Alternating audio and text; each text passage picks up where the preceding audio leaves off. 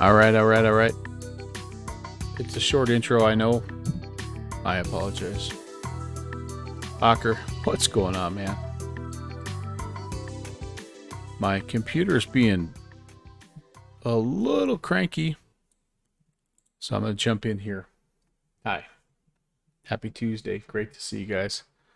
We are here on the ground at Norfolk and are going to fly to Fayetteville and then over to Myrtle Beach. It's kind of a vertical sim evening. It's all part of the Virtual USA Flying Club's Life's a Beach, Then You Fly event. And I'm actually the guy that's hosting it. So I have the Virtual USA Flying Club Discord channel in the background open. There's no official event briefing tonight. This is kind of a time on target event. So most guys are in the air. Really, the challenge is to, number one, get to Myrtle Beach in the 3 hours that the event window is open. And number two, make a stop somewhere along the way. So that's what we're going to try to do. That's why we're going to Fayetteville, is we're going to try to make a stop. So we've got the Cirrus, I think, all filled up. We may have some stuff on it. Yeah, we do. Let's get rid of the chocks, the covers, and all of that good stuff. There we go. How about that lime green, baby? Does that say springtime? Yeah, that's what I'm talking about. Yep. It's the Torque Sim. It's the SR22. And I'm trying to remember which levers. There we go. There we go. Yeah, I've been in and out of a couple of planes tonight, so I'm just trying to get myself sort of caught up here. But I think we'll be okay. Let's get started and get flying. Nixie, this is the Torque Sim. Yep, I do have the Hold My Beer. However, I actually won this plane. And Lime Green says speed to me. Yeah. So Connor, I never actually had a chance to really check out the HMB. From what I understand, it's a pretty dang cool airplane. DIY Jedi. Hey, what's going on, man? Good to see you. Good to see you. We're gonna get blinked at here. Yeah. See, right now, even as I try to scroll around, my sim is really laggy, and I don't know why. I'm on a fresh reboot. I mean, I totally restarted my whole computer here, so I don't know why. I don't know why I would be lagging like I am right now. Hopefully it'll kind of sort itself out here. We will see, I guess. I guess. All right, let's do this primer. 1001, 1002. That's about all we need. It's a nice day here in Norfolk, so pull this back and go booster, crack throttle, and let's see if we can get it started.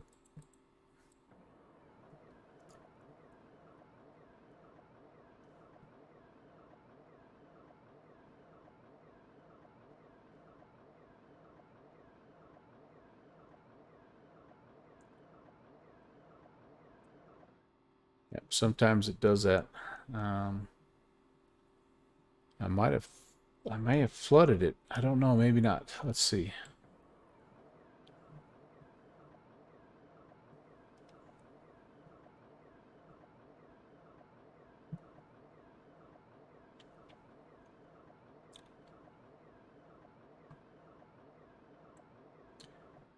I got to let it cool off a little bit here. It can sometimes be a little cranky, a little cranky. I'm looking to see what my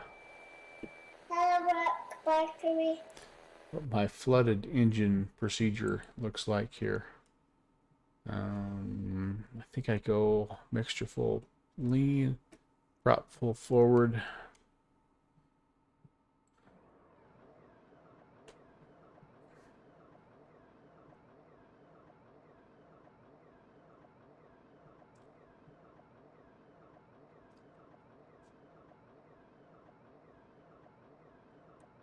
All right, so we're not flooded because that should have helped out there.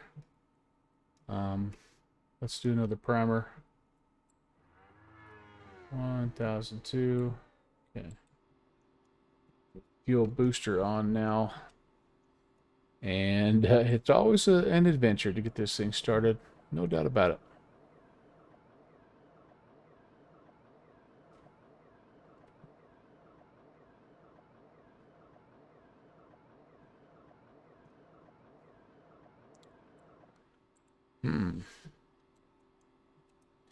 Rob, how are you, man? Good to see you. Good to see you. Good to see you. We are struggling with our computer and our sim right now. All right. I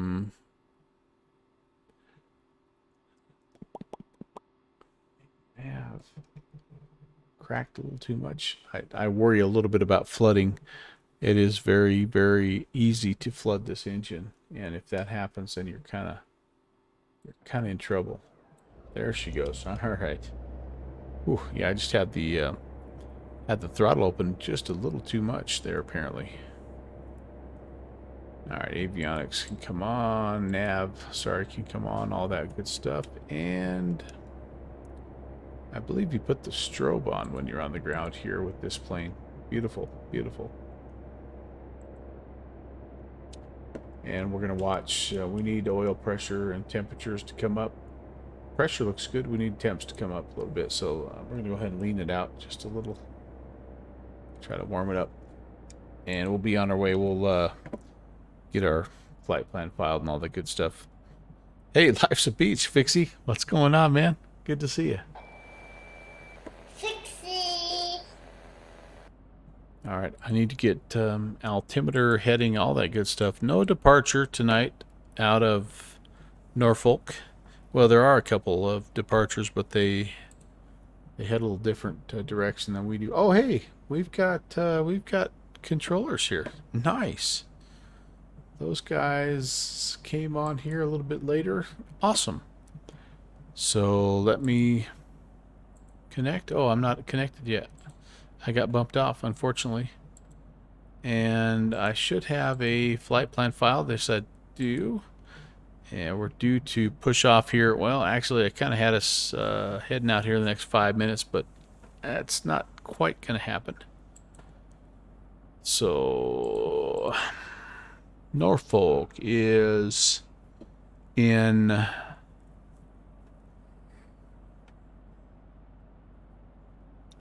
I think Norfolk's in the Washington. Yep, Washington ARTCC. So we're going to tune in 33725.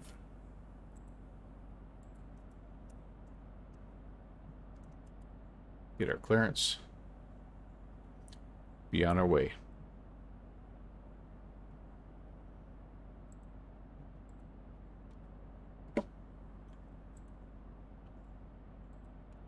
Washington Center, good evening. November 11816 on the ground, Norfolk IFR to Fayetteville.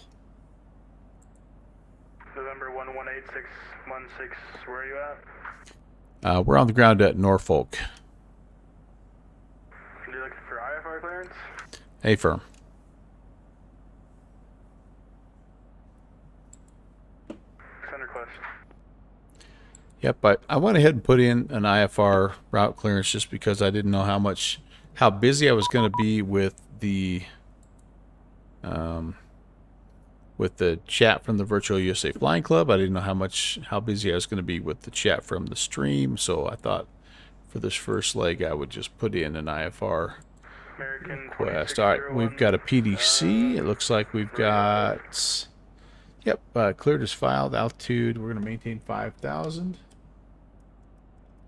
Right now, American 2601, Roger. Washington Center, Roger. And hold on here, 5,000.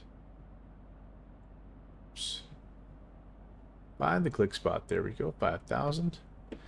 We have. Oh, I was looking for. I was looking for. 145.17, clear for takeoff. Altimeter setting is 3021.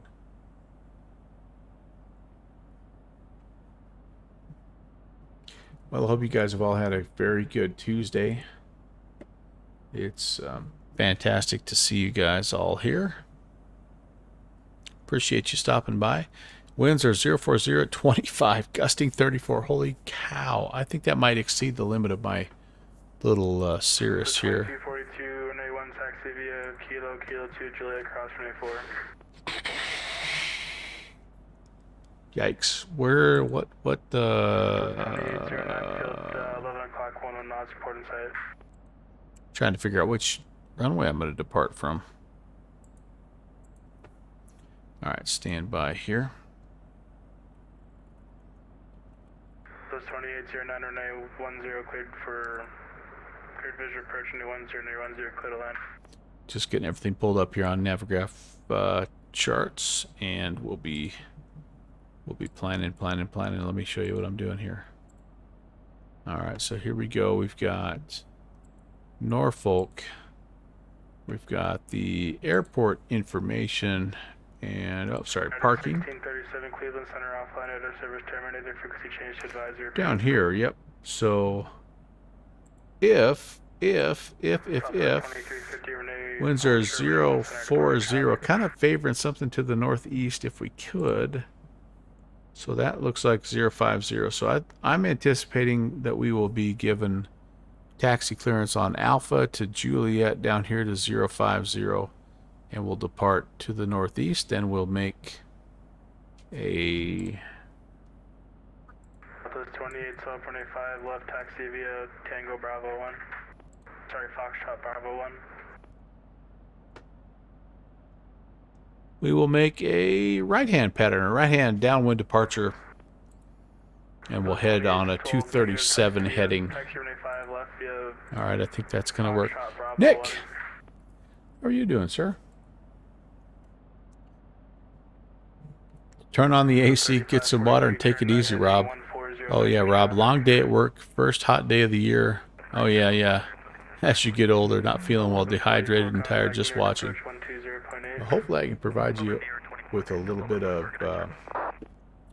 of distraction there, my friend. Okay, let's get rid of that. Let's get rid of Where you at? that. Let's do this. Alright, sound request. Transponder code. They did give us that in the PDC. We're going to be squawking 0545. Oh, did I filed the freaking... I filed the VFR altitude 8,500. That was stupid. 05. No wonder he was confused. 05. We'll get that squared away as we get going. 45. And turn that on. We're squawking Charlie now. That's good. And Go ahead, the air column, go ahead. CDI is set to GPS. That's also good. We need to actually put the flight plan in here, and I better get rid of the last one. American 2601 had a climb at about 10 miles. All right. Okay, fine, thank you, American 2601. CVI Victor 1 and ISO.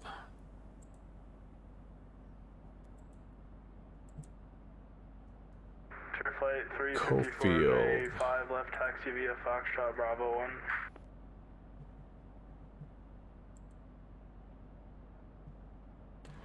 Oh, and I always forget that. Got to come down here to load the airway. There we go. Victor 1. The guy pulled us for the runway, go ahead. And what do we say? India Sierra Oscar. For 2242 near 1, clear for takeoff. Where are you, 45 ISO? Radar contact, say altitude. Oh, where are you, ISO? Talk. The 2350 runway 1 center and cleared for takeoff on departure, fly runway heading. Okay, well, maybe. Either I'm missing it or oh, there it is. Okay, I'm like I don't normally miss those, but all right, there we go. That looks good. And then we are into Fayetteville. Every time someone talks, two people talk at once. So the guy holding short of the runway, go ahead. Cafe Y, Fayetteville. Enter. The guy calling at Dulles. And we will figure out the arrival here as we are inbound. All right, sweet. Wisconsin 3973, runway 1 center, clear, line up and wait. All right, Rob is AC's on, drinking a little water and watching. Cool, man. Cool.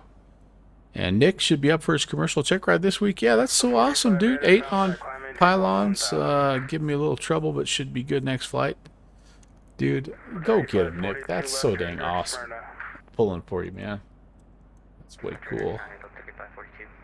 That's way cool. 1112, descend via the Corey 4 arrival, the Atlantic City altimeter 3029. Okay, we're ready to go here, I think. How's our engine temps doing? There we go. Oil temps are up. 1216, runway 515 right, taxi via Tango Papa. We'll try to get the taxi clearance here, but first thing I'm going to do is swing around. 2809, taxi 3 ramp. It is super busy today. So I understand. I get it, man. 45 right, turn direct Swan. Ooh, man, you know what I might need to do here right, turn direct Swan. before I get too crazy? My my rudder pedals have kind of slid. Stand by for just 1 second here. Whoops. Oh, and I forgot. You're very quiet. Can you talk louder and say again? Put that in like so. There we go. All right, I got to slide my. I've got a whole thing I got to slide out here. American 2601, I'm closing radar service terminated. We're just saying, oh, he's going to close. Oh man. He's going to close. All right. I may not even get clearance here. Washington, November 11816 at Norfolk, ready for taxi. Closing, frequency change approved. The 45 radar service terminated, frequency change to advisory approved. That makes it even easier for us, my friends. Okay, do I have everything on here? I think I do. I think I do. Okay. All right, here we go.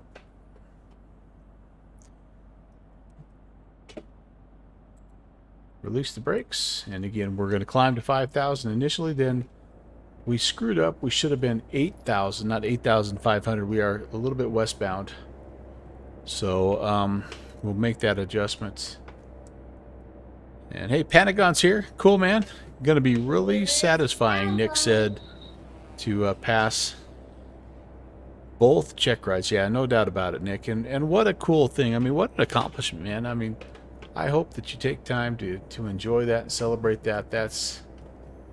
You're doing something that very few of the rest of us have a chance to ever experience, and we all are. We're there with you, you know, in spirit. And yeah, I'm super happy for you. So no track IR tonight, guys. Me and Tracky McTrackface are sort of button heads a little bit here. We're having some problems. I really do like it, but I need to do some configuration work on the Microsoft Flight Sim standpoint, because right now it is really killing my frames, man. It is just laggy, crazy. Oh, I just went the wrong way. It's just hurting my frames and really sucking the performance out of my Microsoft Flight Sim right now, and it bums me out to no extent, because I really do like it. I like what it does. I really like I miss it when I don't have it. Like right now, I'd be looking around. I'd be doing this with my head, you know. Right. By the way, if you don't know, the Torque Sim SR22, it's a differential braking aircraft. So that's why I'm literally all over the freaking place. And I'm a little bit A little bit concerned here. I think I'm coming up on Juliet. The winds are just crazy here as well, so I'm super light aircraft. I'm just getting tossed around. Let's get down here to the end of Juliet. We'll do a little run up. We'll get started. Whoa, boy. Yeah, I am not good. I had a couple of guys in a stream, though. I asked them about that. They're SR22 pilots, actually. Cirrus pilots. I said, with all the, with all the advanced safety features and things they tote in the SR22, I'm like, why are there two things, in my mind, two glaring omissions? One of them is there's no nose wheel steering, and the other is there's no auto tank switch. And they both said, plain and simple, it's just a matter of weight and performance. Both of those things add weight and take away from performance. And so the Cirrus company opted to leave them out. Okay. So guys like me, we've got to struggle with differential braking, steering. Like right now, this is going to be about as smooth as nothing. Around the corner we go. Oh, that wasn't too bad. Yeah, right there. Okay, pull the brakes and let's do a little run up here. Make sure we are where we need to be.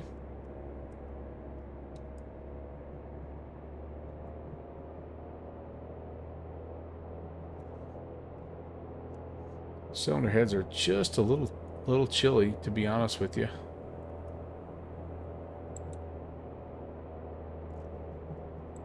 Slight drop, not much. Oh, geez. Clicked the wrong way. Let's try that again. Left, 1550, recover. Right, 1590, recover. Okay, thank you. Thank you. Everything besides cylinder head 1, 2, 4, and 6 is in the green.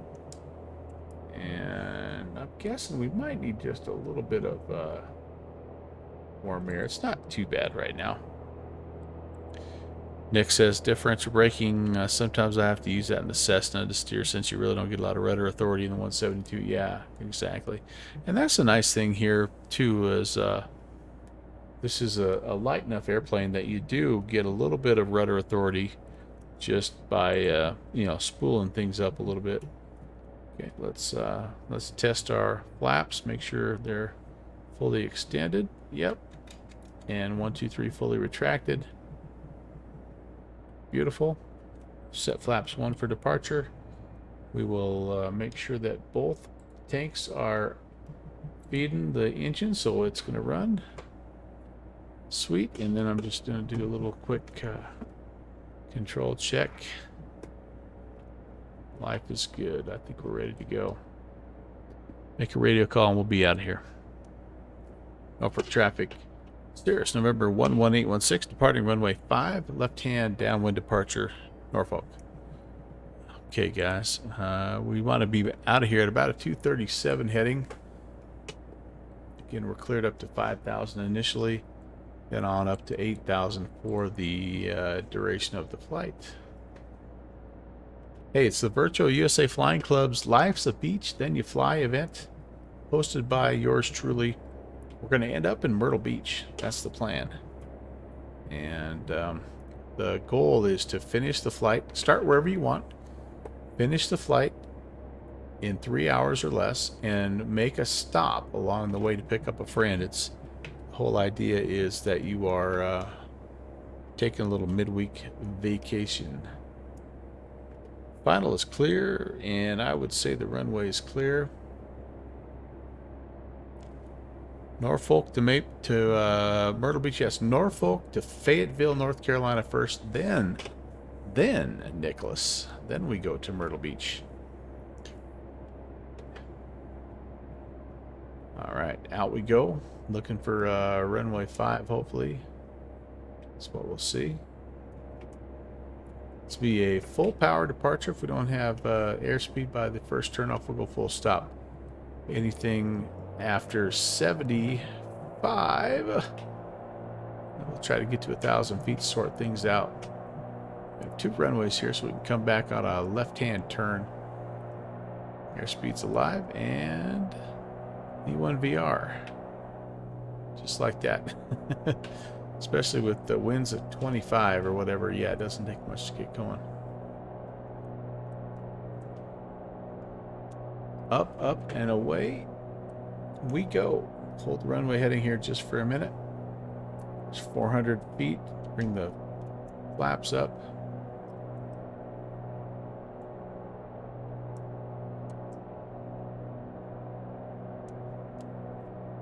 Take a peek here. Looks like we're clear to make a left-hand downwind departure. And again, we're looking for about 237-ish. You can see the magenta line. That'll help get us lined up. We might have to go just a little bit past that, but climbing to 5, and then again on our way up to 8,000. No ATC, so I'm going to clear ourselves up to 8.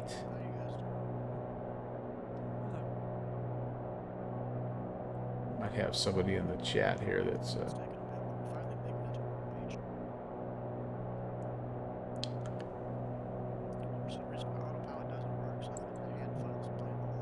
there we go. There we go.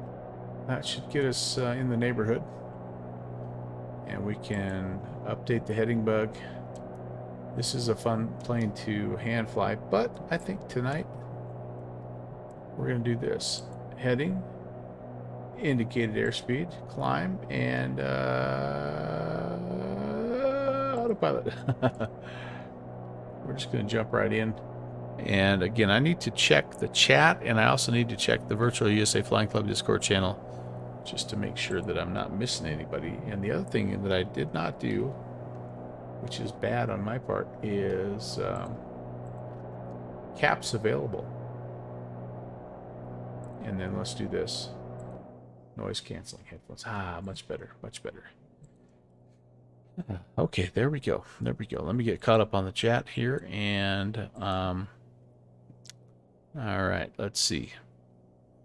Nick says he's going to have to do some more club events after he's back. Yeah, no doubt about it, dude. I mean, we miss you. And, but totally understand why you cannot. And I think just stay focused, dude. You know, do what you got to do to get that check ride passed. Gosh, forgot to put the pitot heat on. Also forgot to put landing lights on. Okay, everything else I think is okay. Let's see. Yep, a commercial pilot. Nick says he'll be sure to post when he gets it. Yeah, we will. We will definitely want to know that, man. That'll be a celebration all the way around the horn, dude. That will be a cause to have some celebratory food and drink on your behalf, my friend. Okay, there we go. We may need to use a little bit of anti-icing here as I'm looking at the cloud bank ahead of us. And man, I don't know. In this plane, we probably would divert, if I'm being totally honest. I don't think we can outclimb this baby. We're going to go into the heart of the beast right now. What do we have here? Ice protection on. Normal. Windshield. Yeah, this is all backup pump. I don't think we need the backup pump on right this second. We'll just put that on just for now. Let's see. We've got Panagon here. We've got Nick here. We've got Connors here. Rob Valkyrie's here. DIY Jedi and Hawkers here. We've got a little bit of traffic on the ground as well. There at Norfolk. That's awesome. That's way awesome. And again, if you got here a little bit late, this is the Virtual USA Flying Club's Life's a Beach, Then You Fly event. We're going to be flying from wherever we want to fly.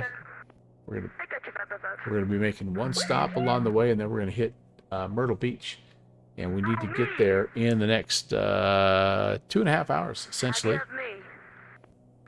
0 by 5. Shoot, stand by. All right, you guys. They're having too much fun. There's such a thing as too much fun, right? Let's take a look at the flight route here. And oh man, you know what I forgot to do? I feel so bad. All right, flight route first, and then we need to go to the trail door go around cam.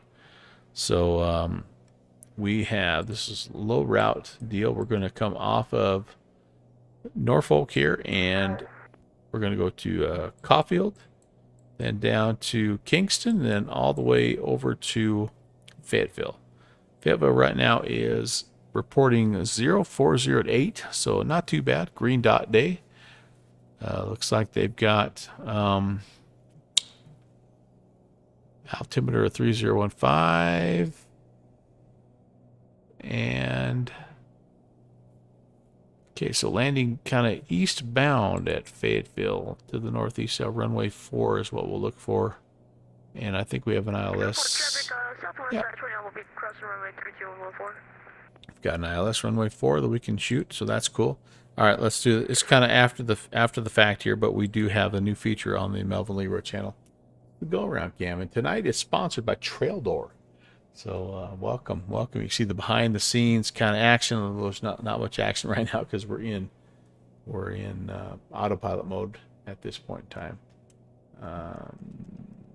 Right, fuel quantity. Oh yeah, we're getting a little off balance here. I keep forgetting. What we have to do is switch over.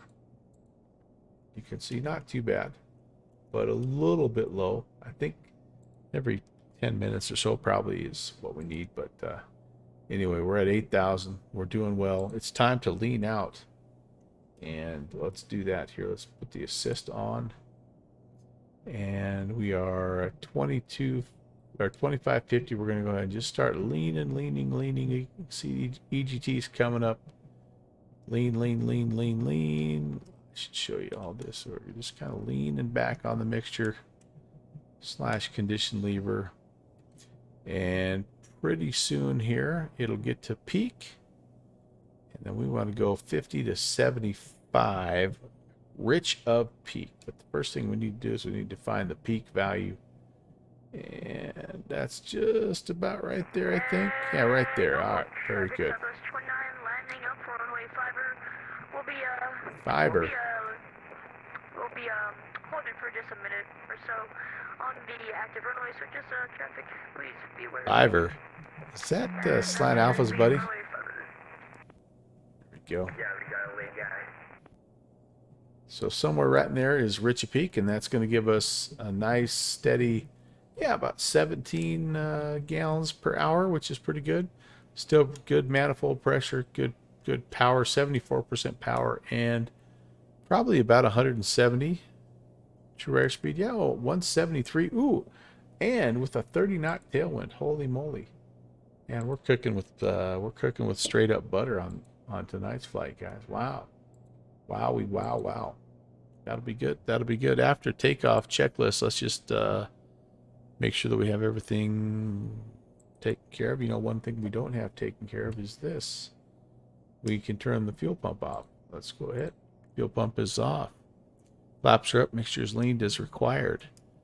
And we can set, we're maybe a little, we could go 2,500 on the RPMs, but I'm not going to mess with it. And then again, best power is 75 rich of peak, which is, not where we are. Let's rich of peak it a little bit. Best economy is 50 rich of peak. So we can bump it up just a little bit. Again, we're doing really good. We're doing 174 knots, which is right in the sweet spot for this plane. So, all right, after checklist and cruise checklist is complete.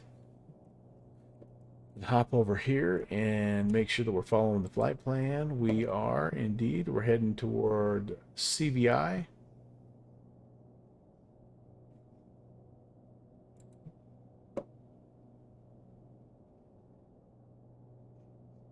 There we go.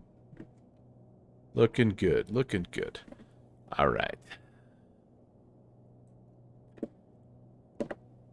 Well, I tell you what, I hate to do this to you already just into the climb, but I need a little pilot's break here. I've been, well, let's just say not sponsored, has been going very well today. So let me jump back over to the live cam, take a quick, actually, we're going to do this, take a little quick break.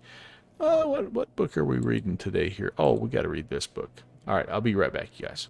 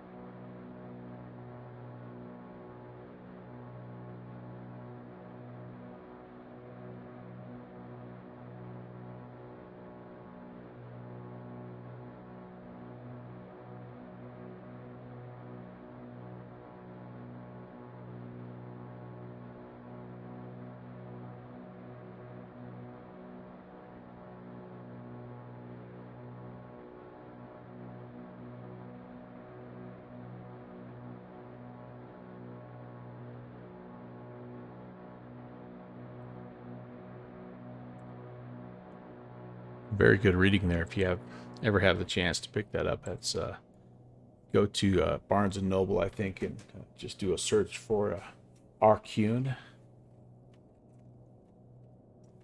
You pick up that guide. Okay.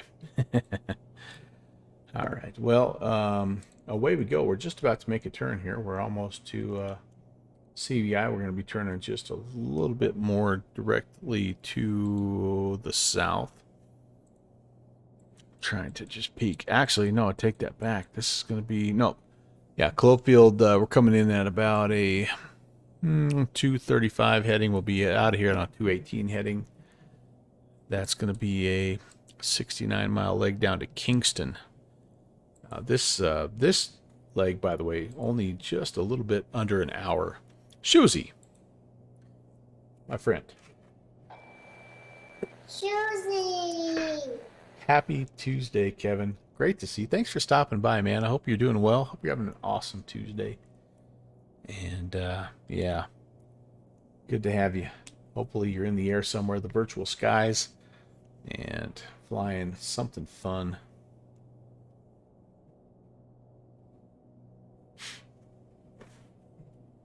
If I know you, you're going to be in something that is naturally aspirated and probably old. Probably as old as me. Something from the 60s. Long time stream friend Kevin, them's my shoes. Great to have you, man. Great to have you. One of the guys that like you guys all know Slant Alpha. He's got this like awesome voice, like this radio voice, right? Them's my shoes has that deep kind of like late night DJ voice. He ought to be streaming. He really should be. I should have him do my voiceovers.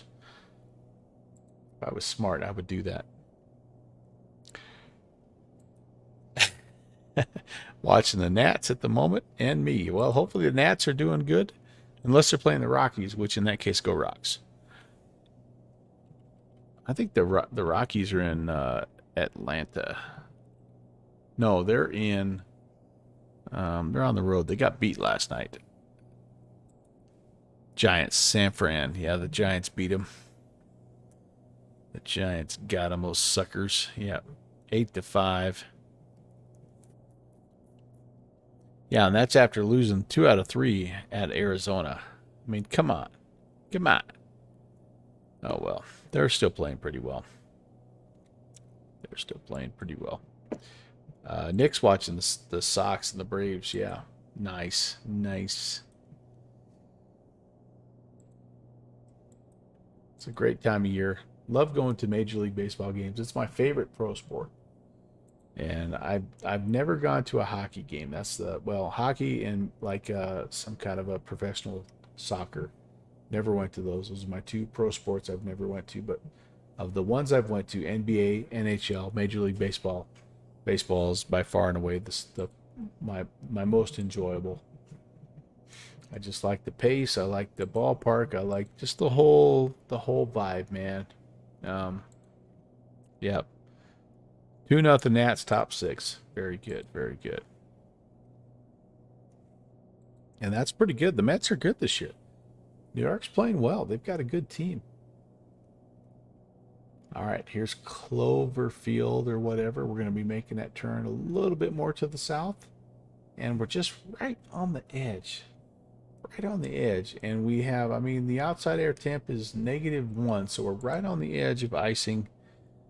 Got to make sure we keep the anti-icing on. We don't want to, wouldn't take much for this little plane to have a problem. And I know we have caps, but we don't want to deploy them.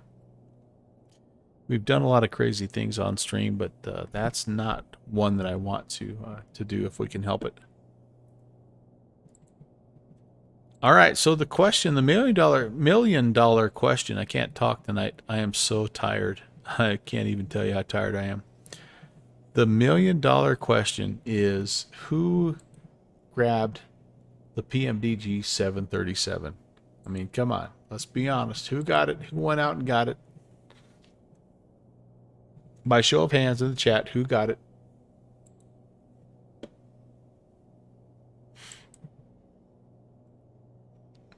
Gressel's still talking baseball. I love it. Nick, you're awesome, man.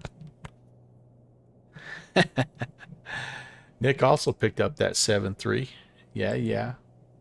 Very nice, very nice. Anybody else out there in chat land? I mean, you don't have to, be shy. You guys all know how I feel about that aircraft. I love it. I love the PMDG 737. It was free for you from the NGXU deal. What was the NGXU deal? Is that where you prepaid back before Microsoft Flight Sim was just starting out, and they said if you buy it now you get a discount or whatever? Is that what that is, Nick? Is that what you're saying?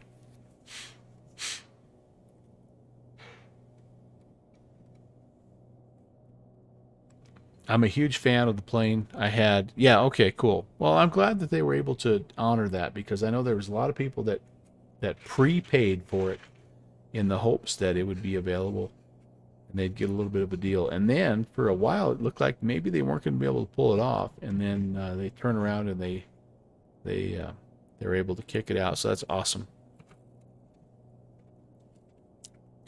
One of Shuzzy's most favorite things is you can intensely geek out on the stats, keep score for yourself, and analyze the field, the battery, the matchups. Yeah. You can sit back, eat hot dogs, drink a beer, soak it all in. Yep.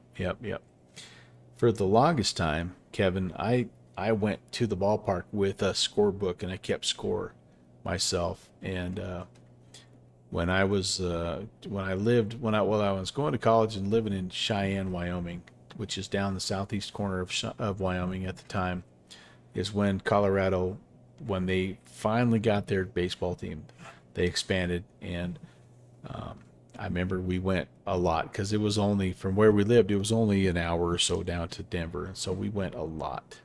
And they played at old Mile High Stadium. And the seats out in center field, left center field, the farthest away, they were called the rock pile. They're $5 a piece. And so we went all the time. It was basically gas, right? Gas money to get down there. And I took a scorebook down with me, and I kept score of all those games I went to that first year. And for the life of me, can I find where that scorebook is? No. I would love that.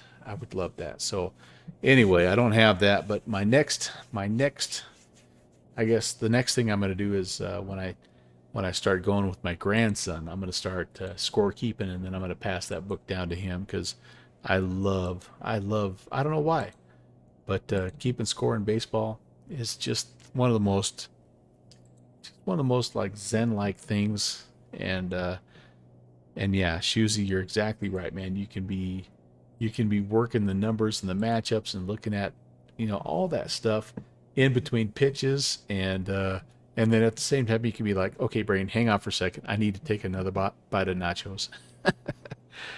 Yeah.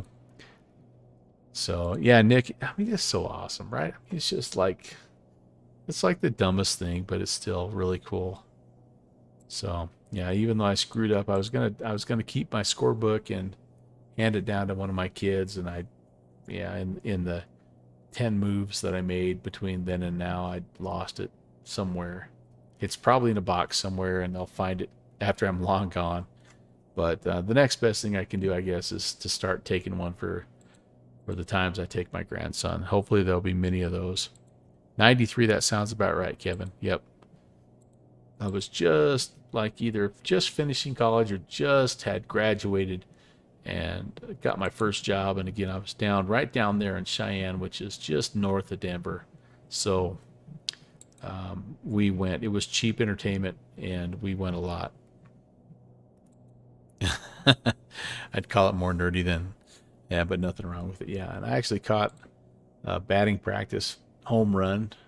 They went to play they played the Braves one time, and Jeff Blauser. I don't know if you remember Jeff Blauser. He's this little light hitting second baseman for the Nash or for the Braves. Was not a home run hitter, but of course at Mile High Stadium, everybody's a home run hitter, right? So we were out there.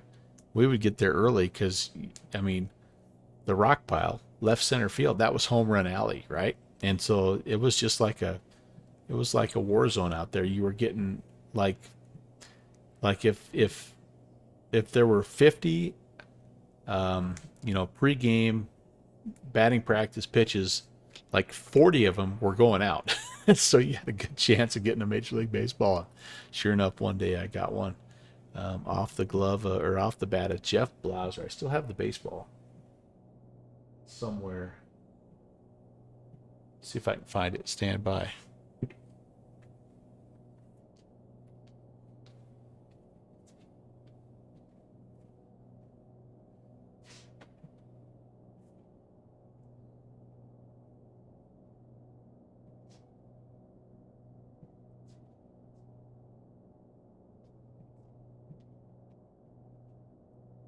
I'm actually not sure.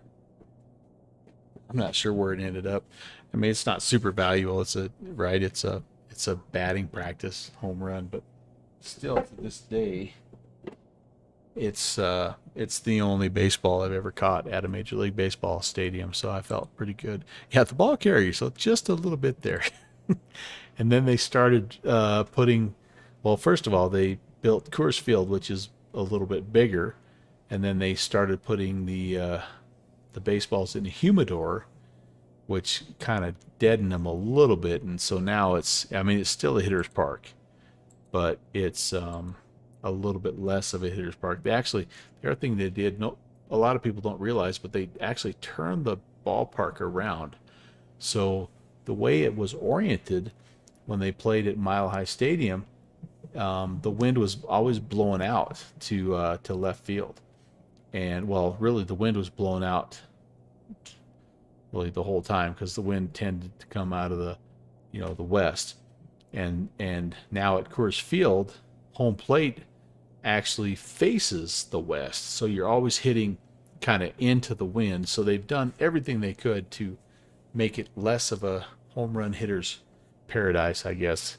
Although I still think year after year it gives up the most home runs, and it's still at altitude. I mean, it's still at 5,000 feet, right? So there's not a whole lot you can do to take that away from big league batters.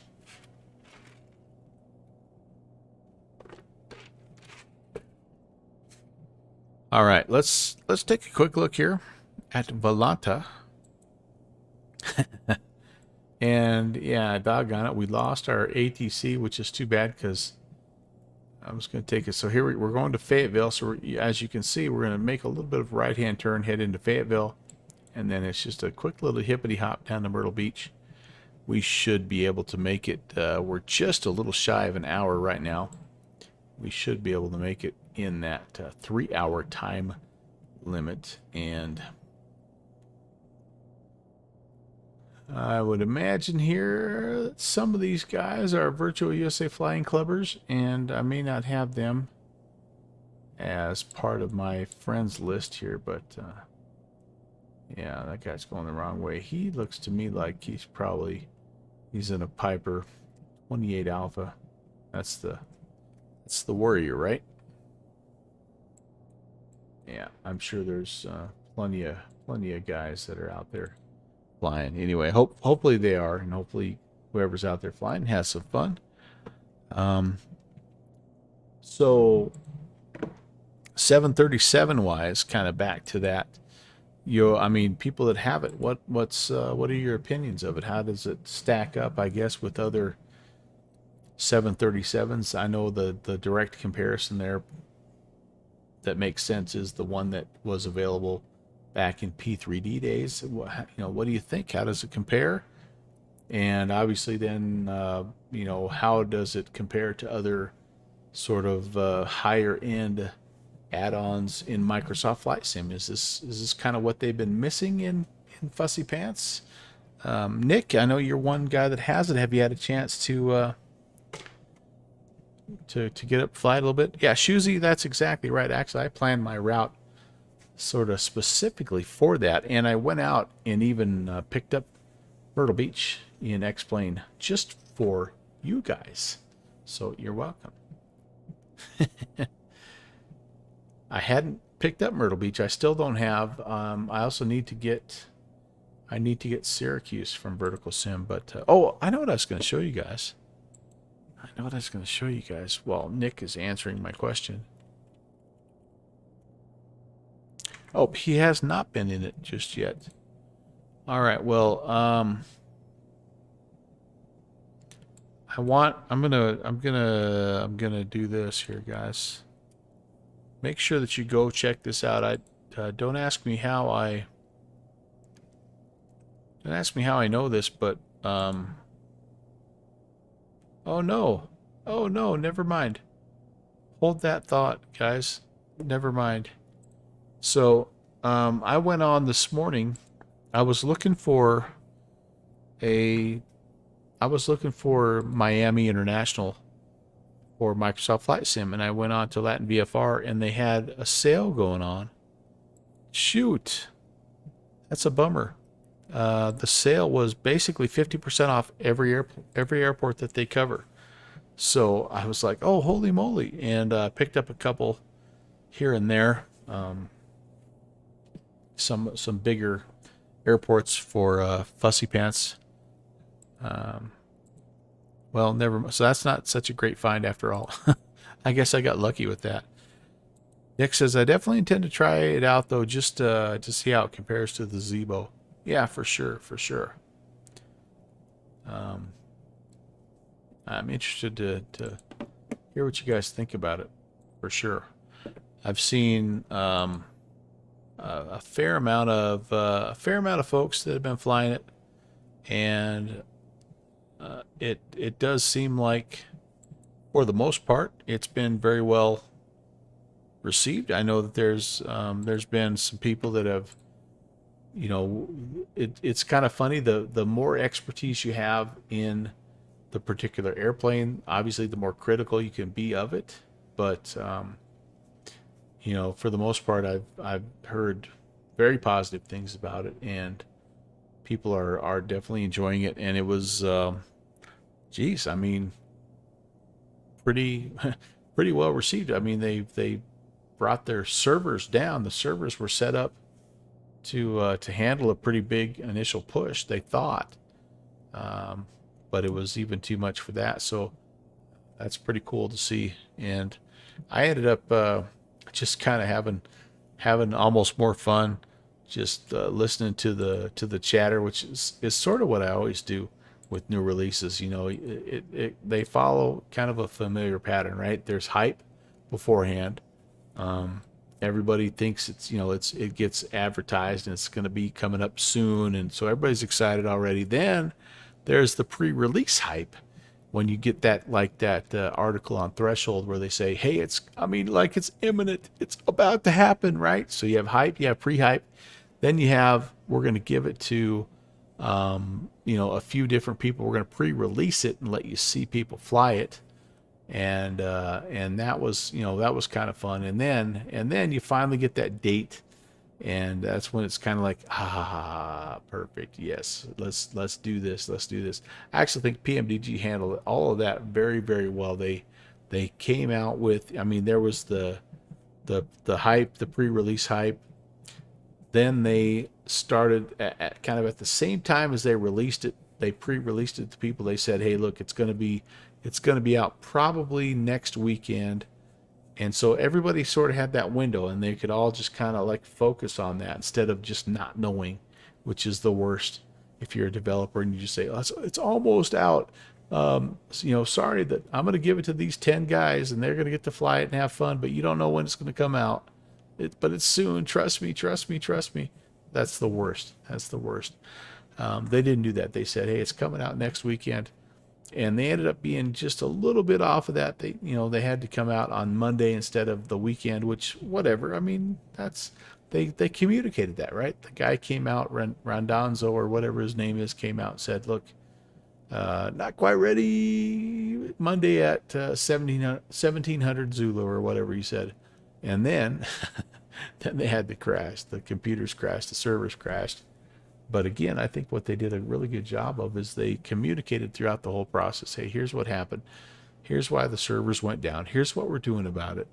And here's when you can, first of all, if you have the plane, here's what's going to happen so that you can get your activation code and you can enjoy the aircraft. Secondly, if you don't have the plane, here's what's going to happen. And here's how you can get a copy of it. Here's the time frame for that. Then I think I read that the servers came on.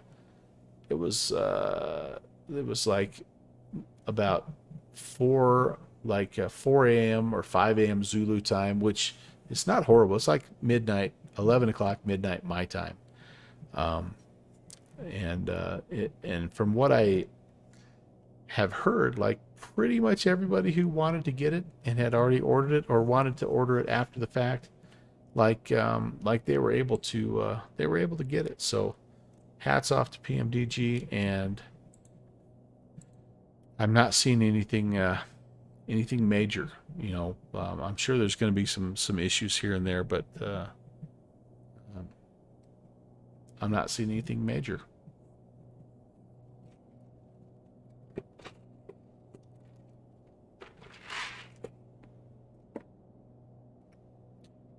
But yeah, so Choosy,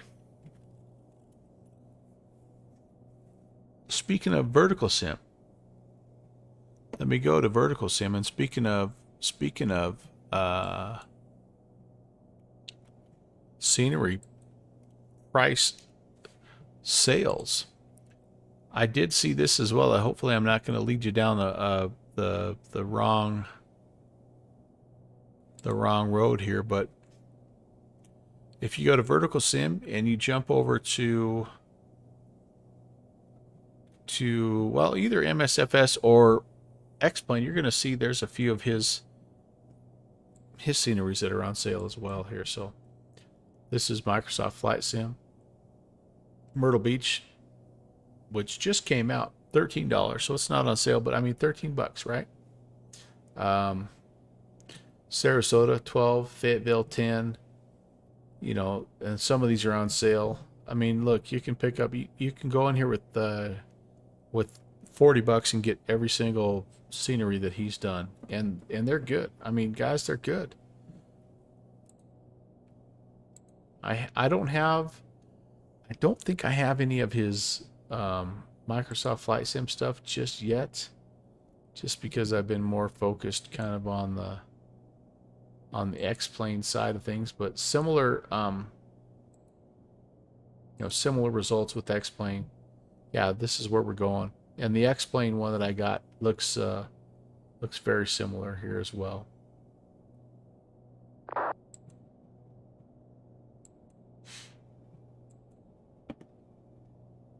So yeah, we're big fans of Vertical Sim, and really like to promote him. We're not sponsored by him in any way, shape, or form, but I think I own almost everything with the exception of Syracuse, which will be in my possession soon.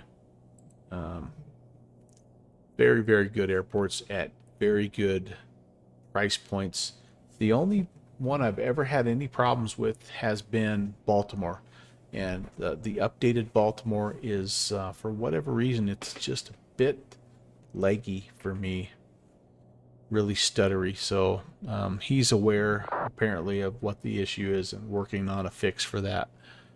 But yeah, he's well worth going out and grabbing some scenery. If you and the thing I like about him, as you guys know, if you've been here, is he does some of the smaller airports, so it sort of fills in, like in between all the big class Bravos. It gives you little spots to go in between, which is great for simmers like us, right? We don't always fly the 737, so it's yeah, if you're in the Cirrus, it's cool to have options.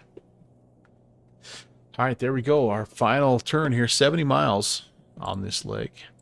And I'm going to start to look here again. We were going to shoot the ILS runway 4. Actually, we'll probably do the visual runway 4. Let's just brief that real quickly, and we'll figure out where we're going.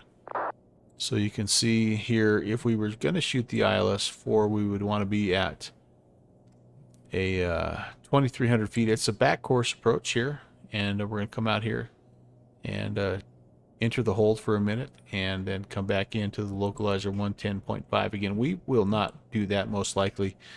We'll be able to, with current weather, we'll be able to shoot a visual to runway 4, but we'll go ahead and put in the localizer 110.5 and the approach course of 038. The elevation's just shy of 200.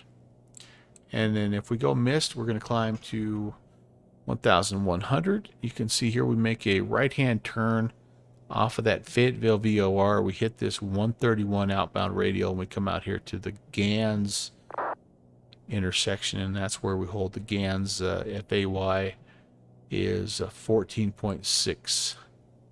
So that we'll have all that tuned in here, and we'll be ready to shoot that. But the bottom line for us here is that we need to get down to 1,200 if we're going to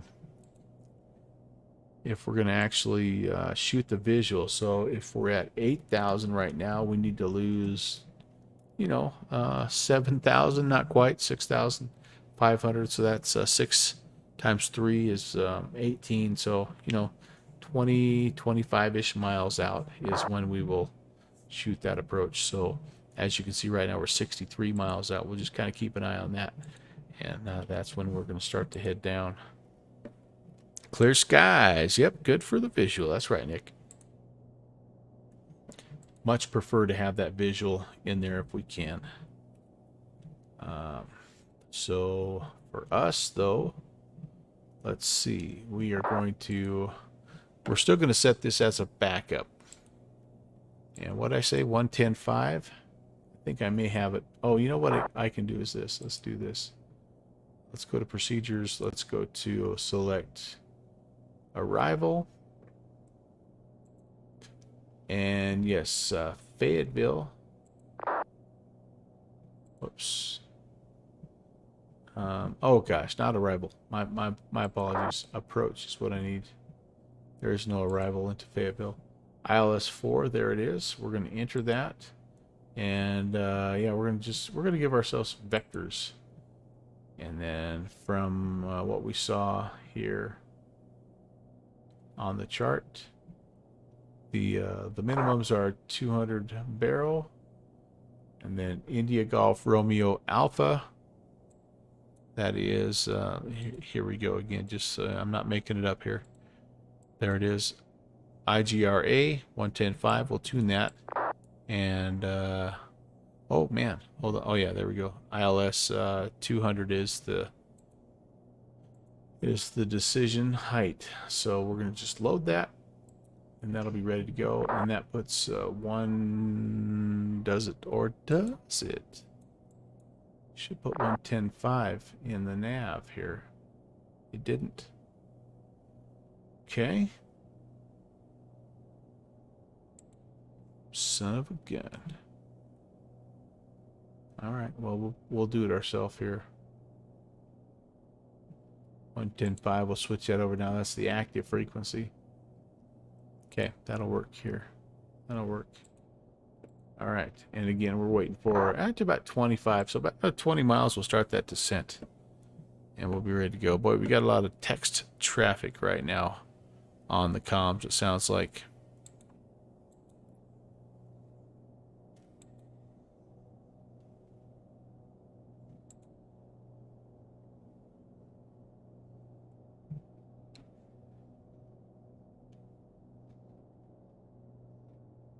Atlanta. Okay. Yep, got. Sounds like we have two aircraft, a Delta and a JetBlue, that are heading into Atlanta right now, and they may. Looks like maybe they don't have a lot of ATC. Yeah, I'm not 100% sure where they're at. Ooh, we got Nixie is heading from Myrtle. I know he had been coming in here early. I actually watched you fly kind of from the west into Myrtle Beach earlier today. Connor, it was kind of cool to watch you do that. Casuals over here, heading to Vegas. Viva Casual. And, let's see, nobody else, no other green airplanes that I can see. Oh, hey, look at that.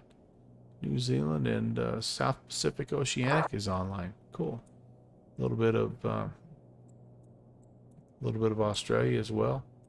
Always 3 or 4 center controllers there down South America. That's nice. Oh, you'll get a kick out of this. This is where I flew with the junior first officer earlier today. Look at that flight right there. Yeah, right around Rio de Janeiro. I don't know if it'll show the, if I go to map, if it'll show the route. Oh, never mind.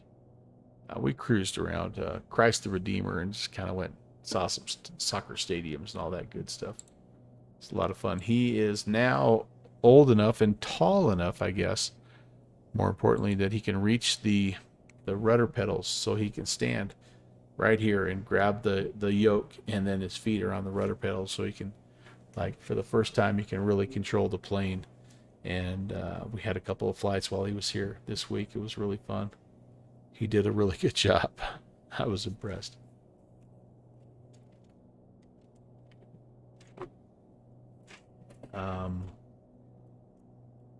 Fuel quantity. Am I getting low? What's up? I am kind of getting a little bit low, aren't I? Yeah, we'll have to get some fuel when we get on the ground. I thought, man, we put. Oh, maybe I didn't. I thought I put enough fuel in for a 4-hour trip, and I thought I've been running it fairly lean, and well, not as lean as I thought. I could have leaned out a little bit more here. Yeah, that's a little bit better. I don't want to be quite that lean, but still 17 gallons an hour. That's about what I normally get. But we're going to be pushing just a little bit here in terms of fuel, but only, again, we only have 40 some miles to go, so we're not worried about that per se.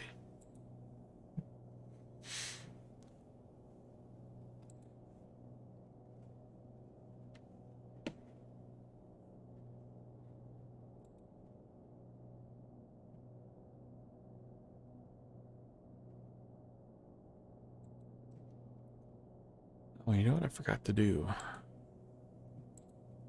Forgot to do this.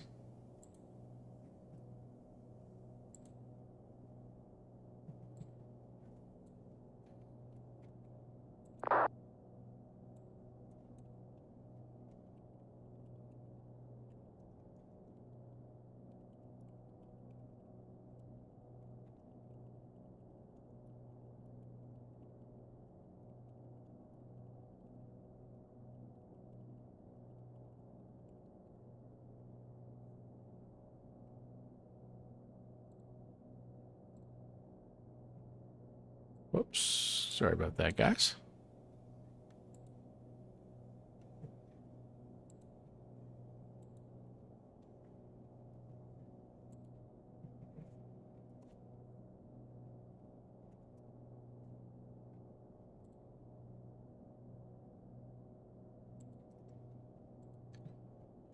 All right. Yeah, I forgot to ping everybody. I think most people knew we were doing this tonight, but you never know. And it's about an hour and 15 minutes later than my normal ping, but as the message says, better late than never.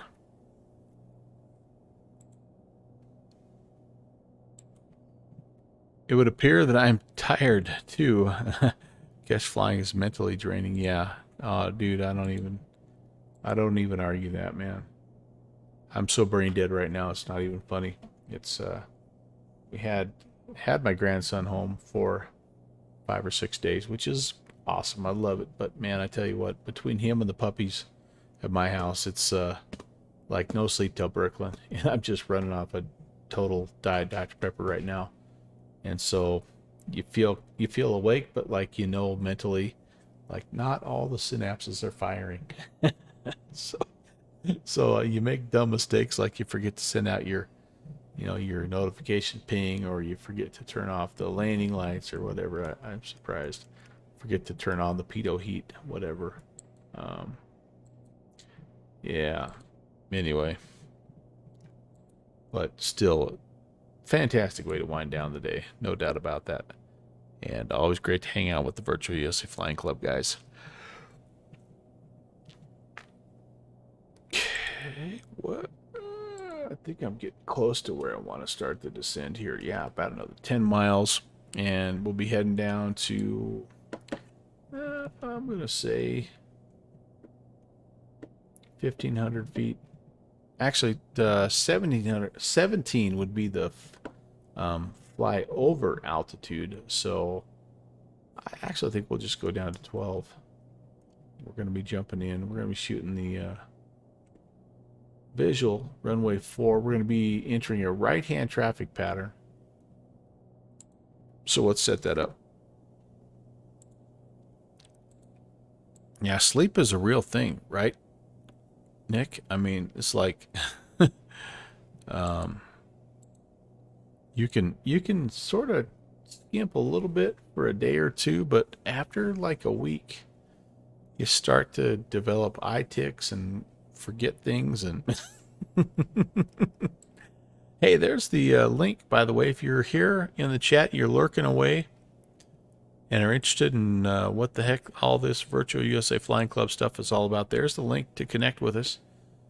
It's pretty simple. Just click there. You'll go to our Discord channel and get put into a waiting room.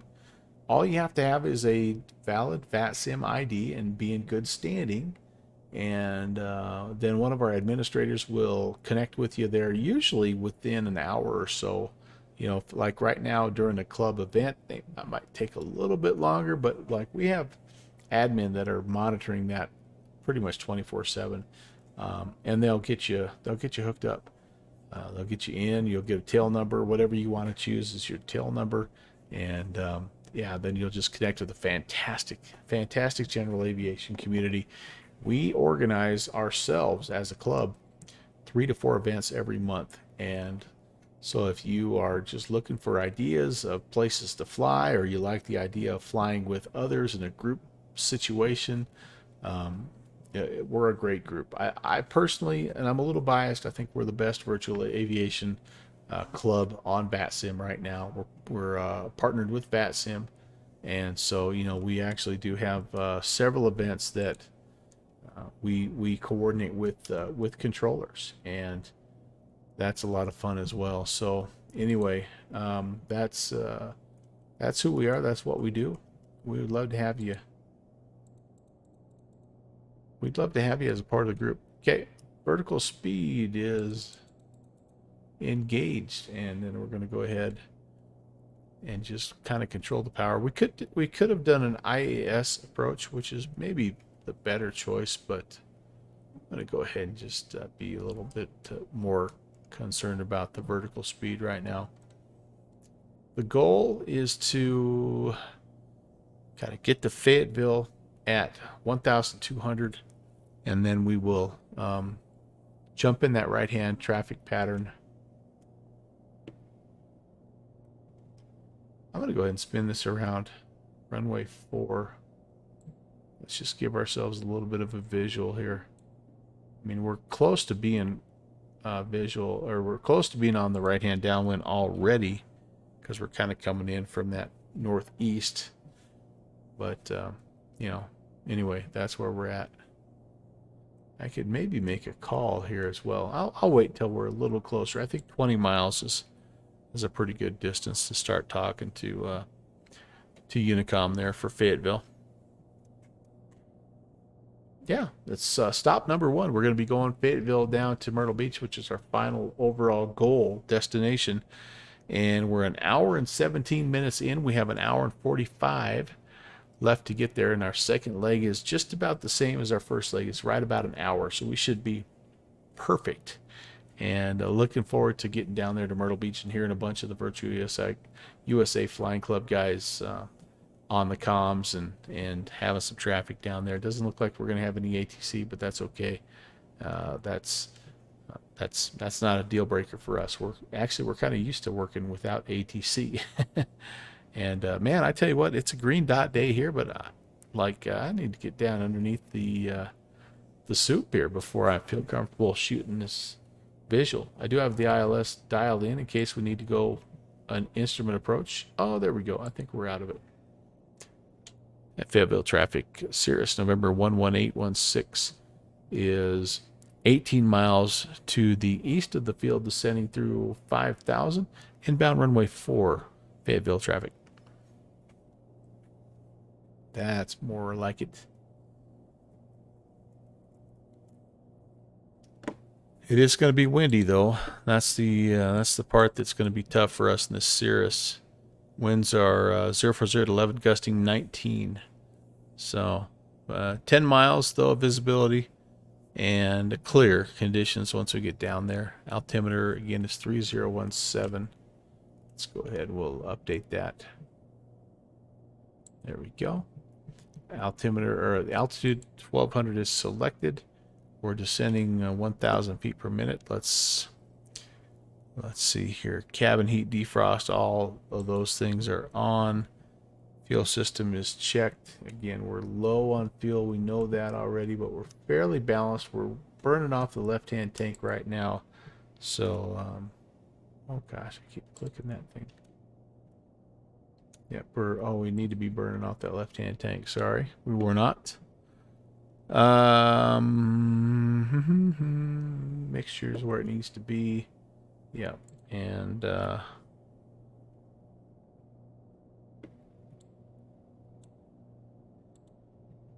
otherwise, descent checklist is complete. We're going to be, when we get into Fayetteville, where's our FBO?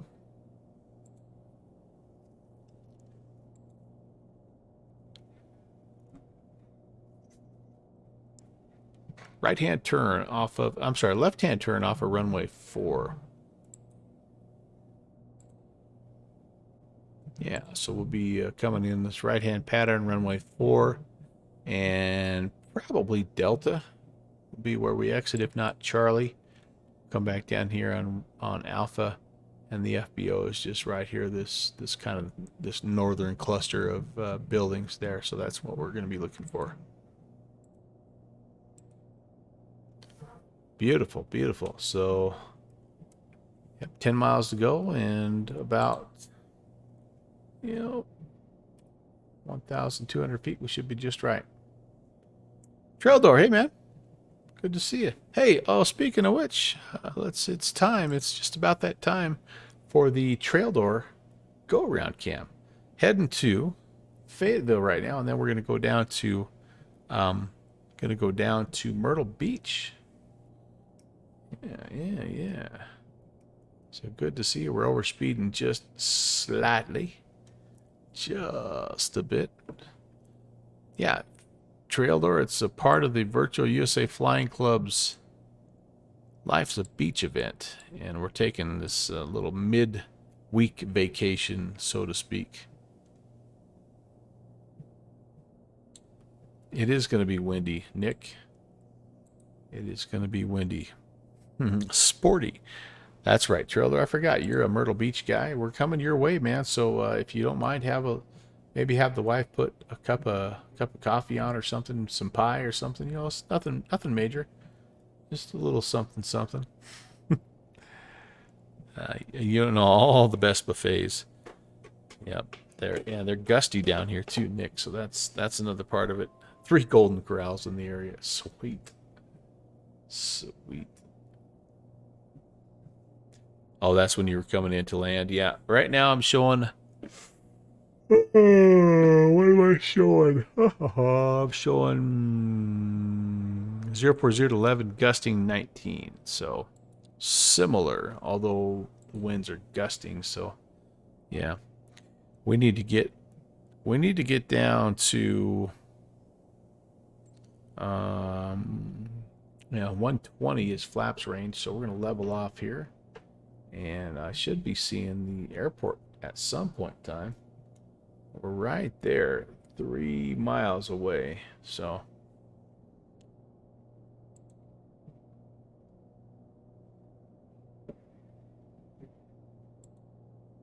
yeah, we need to make a turn here. I think we're gonna go ahead and do that.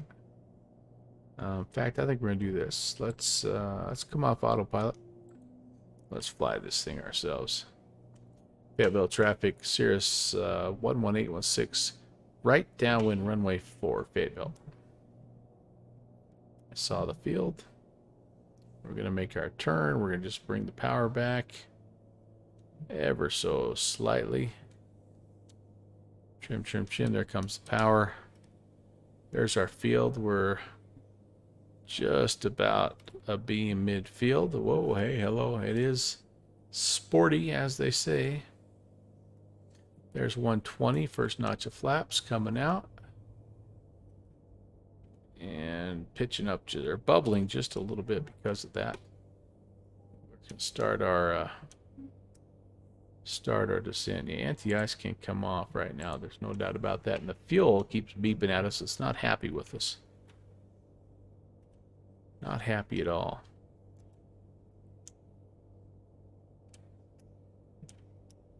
Down we go. And I'm just about ready to turn base. Fayetteville traffic, Cirrus 816, right base runway 4, Fayetteville. We're still kind of high, you guys. In fact, we're not kind of high, we're real high.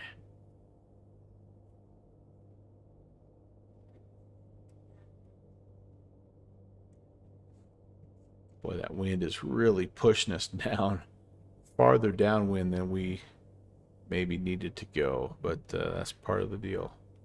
There's the runway. That might have helped us a little bit because it gives us a little bit more time on final here. Fayetteville traffic, Cirrus 816 on the final, runway 4, Fayetteville. No other traffic in the area, so we're just kind of got the place to ourselves. Oh gosh, it's 4 right and 4 left. I guess we're going to go 4 right. Fayetteville traffic, Cirrus 816, final 4 right, Fayetteville. A little bit wider, probably a little bit longer as well. Second notch of flaps coming in. Luckily for us, it is windy, but it's coming right down the stripe. So that should be okay for this little light aircraft. Oh, that's not 2 runways. That's the taxiway, Harrison Ford. Had me freaked out there for a minute. There we go. Speed looks pretty good. There's a 4. That's what we want.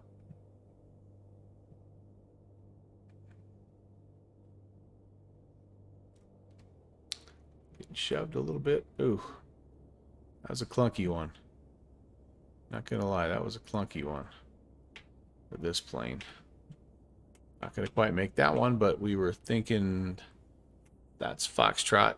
We were thinking Delta would be good, which is the next one here. So we'll just little left aileron, which we shouldn't need, but it just felt like we were kind of getting pushed a little bit that way. So We'll go ahead and make the turn. And welcome to Fayetteville, everybody. Fayetteville, North Carolina. Again, another vertical sim scenery. Beautiful little scenery.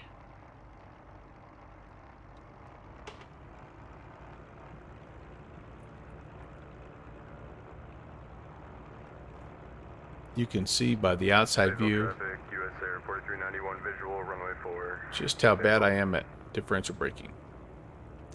Fayetteville traffic, Cirrus 816 clear, runway 4, Fayetteville. Alright, so we need, we probably just go straight in, but we'll make this turn to the left just because we enjoy taxiing with the differential braking so much that we'll just keep going this way. I got a sneeze coming.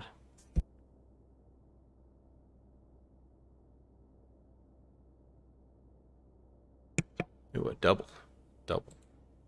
Oil and trouble. So there you go, the trail door go-around cam. And it didn't even live up to its name, trail door. I'm so sorry about that. So sorry. All right, down we go. FBO is right over there. We will just do a quick turnaround. I am going to take a slight break out of the cockpit, though, just because I need to, offload. And we'll do some flight planning. We'll get a route filed on BatSim, just in case we have some ATC. And then we will be on our way down to Myrtle Beach. It'll actually be my first time, I think first time flying into Myrtle Beach. So I'm pumped. I flew some patterns there last night just to knock the rust off the SR22, but I don't know that I've flown there, at least not recently. So I'm pretty pumped about that. Trailer's about to be in the air. Meet me at Myrtle. Okay, very good. Very good, my friend. Thank you again for sponsoring the go-around cam, by the way. For a mere 1,000 channel points, you can be the next sponsor of the go-around cam, if you so choose. If you click on the dog treats little icon down there, it's the first actual use of the dog treats, the channel points basically, that I've come up with. So, yeah, feel free. You can be that next sponsor. There's Signature, and we'll just pull right up next to Signature here and call it good for this first leg. I'm going to shut down, take on some fuel. There's Signature. All right, that'll work. Keep the toes on the brakes and then pull the brake. There we go. That looks good. We're going to cut everything off here. And make sure to idle cut off, and everything off. Okay, let's pop outside. Gosh, for the life of me, I know there's a like it seems like there's a, what is it? Is it up here? There's a way to open doors and all that stuff. We're not going to worry about that. All right, give me 2 seconds. I'm going to take a quick stretch break. We'll come back. We'll plan our flight down to Myrtle Beach.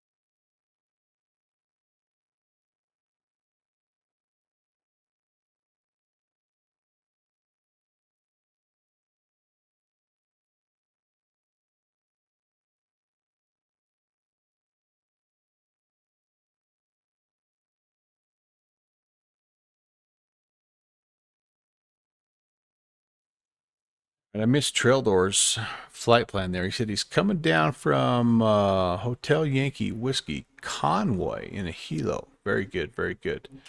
And Nick was saying the winds he was reporting there was when he was coming in from or coming into Daytona. Nice. Okay, very good, very good. Nick only used 10 degrees of flaps because of the wind. Yeah, that I maybe should have. I didn't go full flaps. I went to two notches of flaps because of that. But all right, guys, let's do some flight planning. In fact, I'm gonna just pull this over here so we can go big screen. Let's close out the deal there. And all right, so we're Fayetteville to Myrtle Beach, MYR. Pretty short and sweet flight here. And honestly, with no like everything is reporting clear. I think we might just do a little VFR. And what we'll just do is just go direct Myrtle Beach. I'm not going to try to worry about doing any kind of crazy pilotage here because, like I don't even know what you would do. Honestly, I guess you could try to grab a road here. Looks like there's Highway 95 that sort of spins down here towards Brunswick, and then there's Lake Waccamaw. But yeah, I've sort of been in this area before, and I know it's pretty tough. So I think what we'll do is we'll file direct, but we'll just make it. Papa Whiskey is on strong file 4104. We'll just make it a VFR trip here, and that way we don't have to get too crazy with what's going on. All right. I wish I hadn't done that. Sorry. Let's grab this guy here, and let's grab the flight plan. So we're gonna switch over to VFR, still SR22, still Gulf. We're gonna go from Fayetteville, and let's see, it's 1:37. I can't believe it's gonna take us more than about 10 minutes. So we'll say about 1:50. That gives us 13 minutes. Whoops. 0150. And now we can be. We went, it would be 191, so that is a little bit westbound. So now we can be 8,500 feet. Okay. Can't believe I filed that. I'm kind of embarrassed. Alternate. If we had to deviate here, where would we go? Wilmington. And this is this is only a 30-minute leg. We are going to make it in plenty of time, guys. Plenty of time. And I'm going to put a bunch of fuel in here. Southbound is my route details. Number 17 Papa Whiskey, clear for runway 04. Cool. Very good. Okay, we're loaded up. And let's do some fuel. 4 hours. Okay, beautiful. Now this baby should start a little bit easier this time because we've been running it for a while. In fact, I'm not even going to prime it. I'm just going to go straight boost here and see what happens. Boost.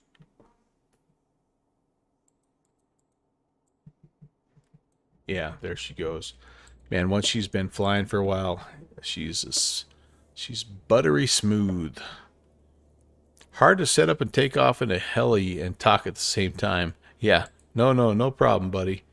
You fly your flight and don't worry about me, man. Do what you got to do. To each its own. Well, Nick, honestly, yeah, I mean I get that, but also as a non-real pilot, I do appreciate your perspective on that. And I kind of had always been under the impression that that was the preferred sort of method for when it's super windy, especially if there's a crosswind, is to use less flaps and a little bit more airspeed. to try to alleviate that a little bit. Yeah, fuel injected. This is really a nice plane. Honestly, yeah, it would be like if I had the money, this would be one I would consider, no doubt about it. Okay, so we're just gonna go direct Myrtle Beach. We're plugging it in. We're gonna be that guy.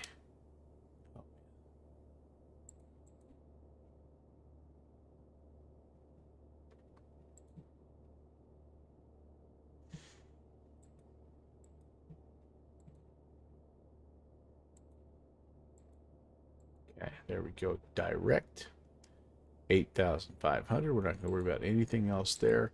Altimeter should be good. Why is my transponder failed? ALT. You know what I'm gonna do is just go VFR. Let's go.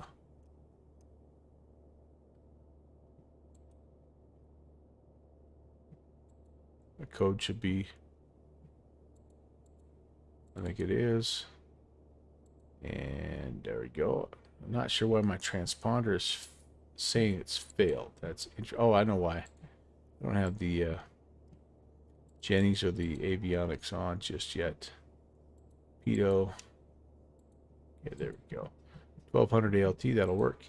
And 8,500 will also work. The inbound traffic is clear, so we should be able to taxi back to runway 4 for our departure, and it'll be again a right-hand traffic pattern departing to the south. Yeah, Nick, you don't realize how much I sponge off of guys like you. just the conversations that you have in the Discord, man. It's valuable. So thank you. Thanks for having those. Thanks for doing that, man. All right. Snap. Strobies have to come on. Okay, there we go.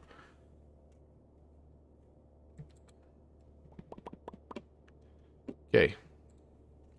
Delta to Alpha. Straight ahead Delta, left on Alpha. Runway 2. Nope. Turn all the way around. My apologies. Ramp to Romeo Kilo. You know what? Ramp to Alpha. Right-hand turn on Alpha. Cross runway 10. That should do it. Anybody over here to get in the way? Negative. So you can see my anti-ice. I actually left it on maybe too long, guys. So if I see clouds, I might not go all the way up to 8,500. I might keep it at 2,500. Just because I'm low on anti-icing. Save it for just in case. And I'm not, maybe I'm mistaken, but like it looked to me like that might have been a Boeing 737 that flew into Norfolk. Did you guys see that? Norfolk traffic, Cirrus 816 is taxiing runway 4 on Alpha. We'll cross runway 10. Norfolk. Sorry, Fayetteville. I was at Norfolk, now I'm at Fayetteville. I need more Dr. Pepper. Give me more. I might have logged off. I don't know. Where would he have gone? Maybe it was just my CSL's not rendering correctly. I don't know. All right, back over to the trail door go-around cam. We'll watch this on departure as well. Again, this is where the magic happens right here, guys. If you've ever wondered why I am as mediocre at flying an airplane as I am, well, you're about to find out. You're about to find out, friends. Okay, that's clear left, clear right. All over the place here, aren't we? There's runway 4 coming up. Turn and burn. Is that the smallest cockpit? You know what I've heard though, real world pilots tell me.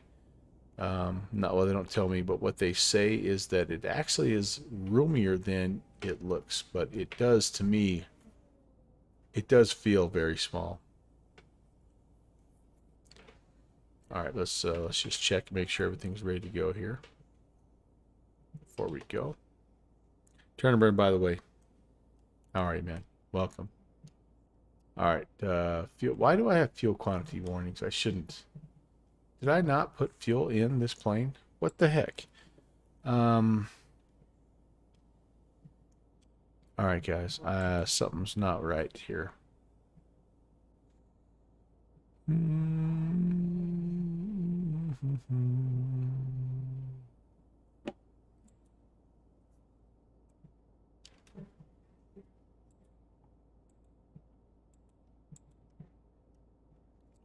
Is there an EFB that I'm forgetting about? What the heck?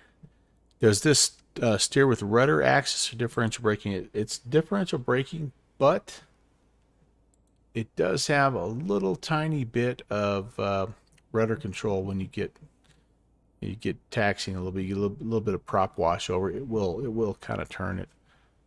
Guys, I don't remember. Why am I drawing a blank here on how to put in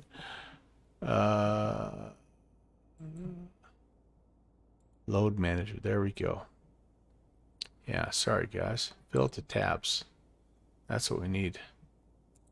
Yeah, I forgot you can't just fill it like with like you do with any other airplane. You have to actually go to the load manager and do that. There we go. There we go. Papa Trelli, yeah. Papa Trelli, hey, welcome, man. Juice it up.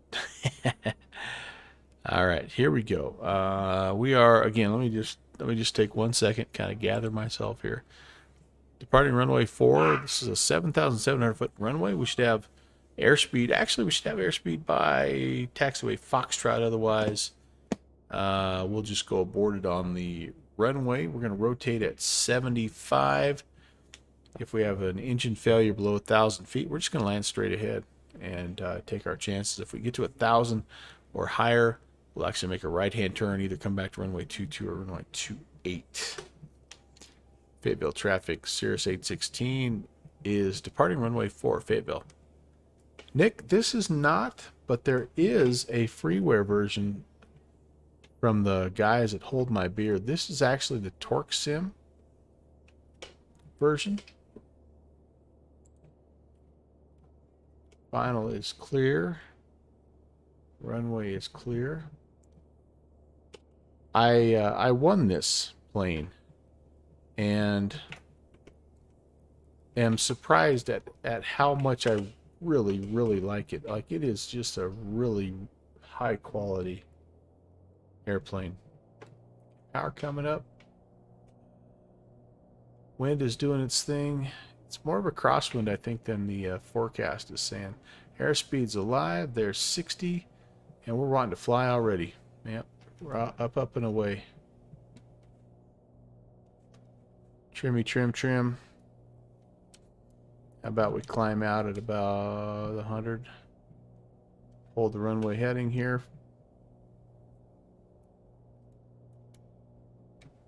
I didn't have the engine parameters on here, darn it.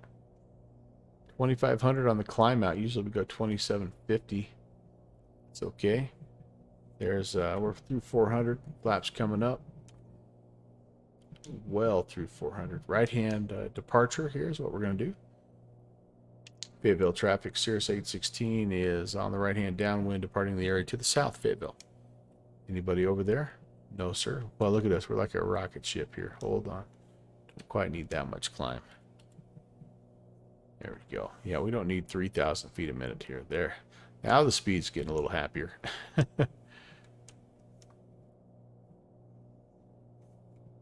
Here's where I miss my track IR.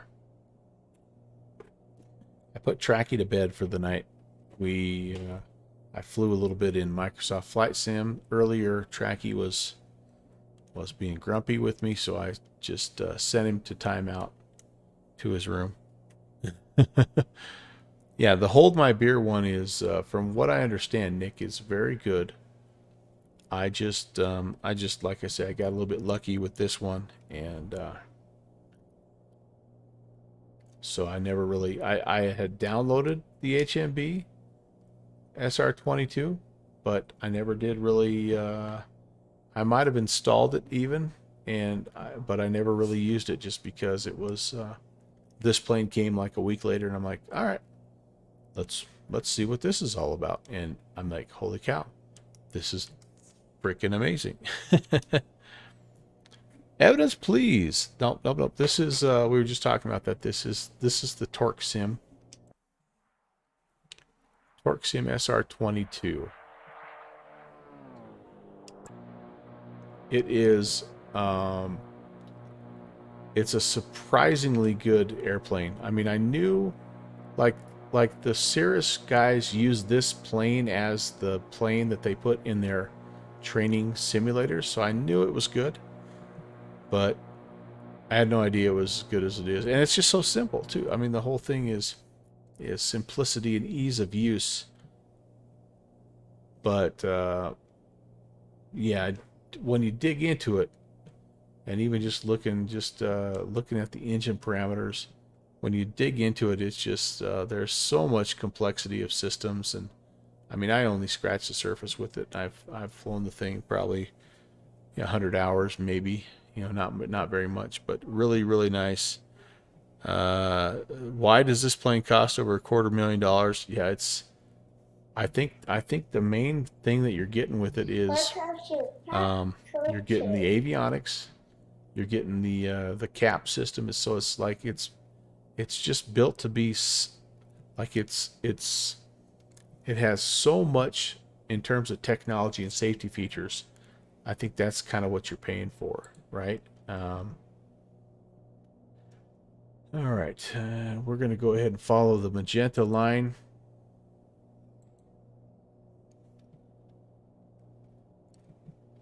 But everything on it is it's just modern and new and top of the line, and yeah, but it's crazy expensive. Of course, what airplane isn't, right?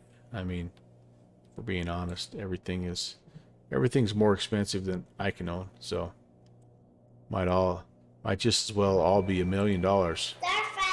Hey, Starflies, just in time. Starflies loves it when I do this. Autopilot. Um,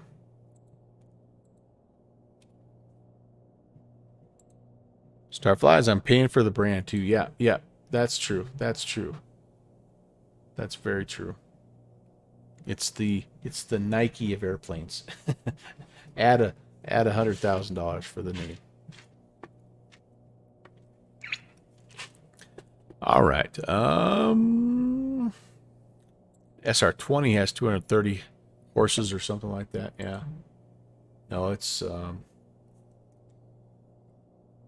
like, you're just like, I don't know, you're just getting like it's just priced for what the market I think will bear too. I mean, I don't know. Is it possible to buy a brand new GA prop aircraft in the U.S. for 30 to 40,000? I would have to defer that question to Starflies or Nick. One says no, one says yes. Turnburn says stock buy good now. What? Huh? What do you mean there, Turnburn? Talk to me, buddy. I'm not understanding you.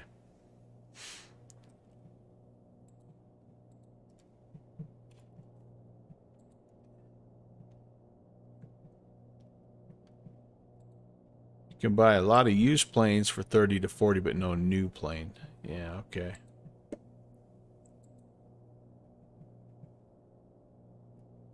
Hey, Starflies, have you ever seen the YouTube lady? Her name is Amy White, I believe.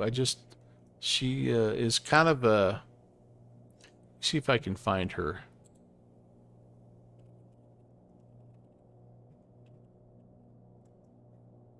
She's kind of a sporadic poster, but I really like her. And she flies this airplane she calls she calls Woodstock. It's an experimental.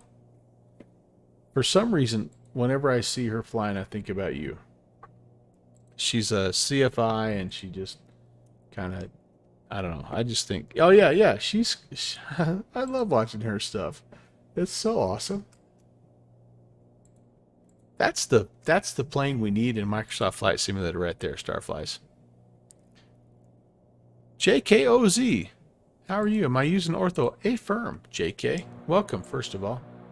This is Ortho and X-Plane 11, and we're flying from Fayetteville down to Myrtle Beach. It's a part of the Virtual USA Flying Club's Life's a Beach event. And yeah, we're taking a little midweek vacation.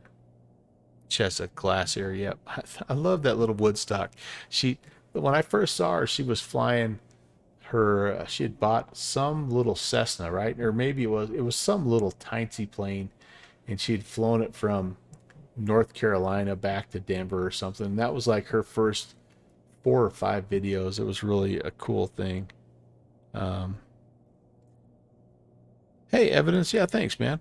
Yeah, I think X-Plane with Ortho at this altitude looks really good.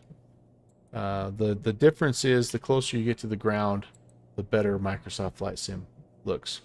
And for a guy like me, who flies a fair amount of low and slow bush style events, that's a big thing. All right, 2,500. We're gonna leave the RPM set right here. We're gonna go ahead and lean out and see if we can save some fuel here. So we're gonna look for peak value and then enrich back to 75. See if we can see how low we can get our fuel flow here. We burned about 17 gallons per hour on our way from Norfolk down to Fayetteville, which was actually quite a lot, especially since we had a tailwind. So I've had this plane down close to 13 gallons an hour before at full economic settings here. So almost all the way up there to peak value. Yeah, there it is. There's peak value. So we're going to go ahead and enrich. And again, we're looking for actually between 50 and 75 would get us where we need to be. And then while we're doing that, we're looking also at fuel quantity, which looks good. We're looking at our buses, electrical, all that stuff is good. Oil pressure, temperatures look really good, which after flying the Boeing 247, this is a really, really important gauge to me now. I should say after starting the 247's engines on fire several times, oil pressure and temperature has become really important to me. Amy White's one of the few aviation YouTubers you can still stand to watch. Yeah, what I love about her is no matter how well she lands, she hates her landings. Her last one, she landed and for those of you that don't know who she is, so first of all, she's flying a taildragger, so those are already, more challenging. But anyway, she always lands extremely well, but she hates her landings. She just does. But the last one she did, I almost thought she gave herself a compliment. She's like, something about, that was great. And I'm like, what? Did I just hear that? And she's like, something to the effect of great and ugly or something like that. She's just so hard on herself when it comes to landings, but I really do enjoy. She made this run for a pancake breakfast out like 15 miles from where she lives now, and she's flown out there apparently many times, but has never been able to get there in time for breakfast.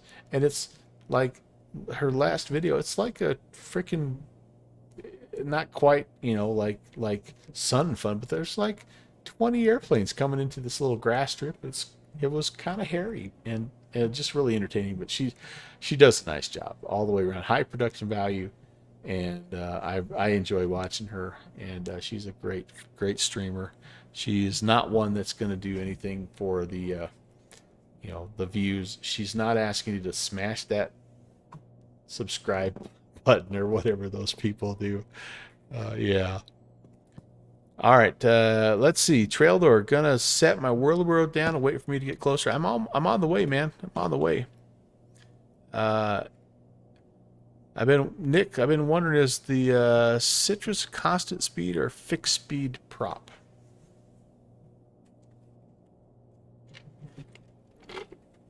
I actually know the answer to this question, Nick, even though I'm not a knowledgeable pilot simmer. It's a fixed speed, right? Am I right? It's a fixed speed. It's a constant speed propeller. You can adjust the pitch. Yeah. What do we have here? Wow, Glaves. Thank you for the follow. Welcome. Good to see you. You mean she won't crash on purpose? JKOZ7. Hey, how's it going, man?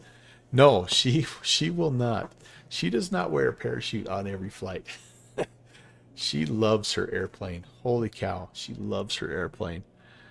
She and Flying Mike Alpha. Yeah, I like those guys. I like him too. Yep. Fly Mike Alpha's a good dude.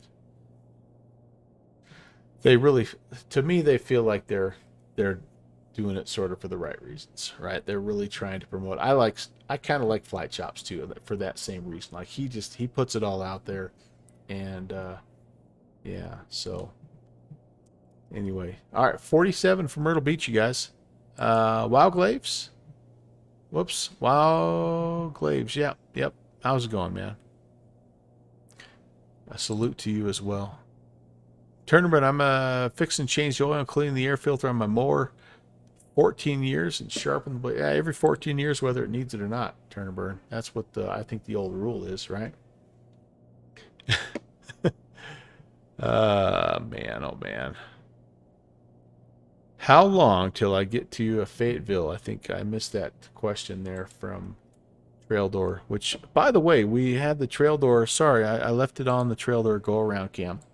No one has claimed yet next stream's sponsorship of the go around cam. Maybe the Trail Door go around cam again for a second consecutive stream. All you have to do is be the first person to use 1,000 channel points, and you can be the next sponsor. I mean, it's prestigious.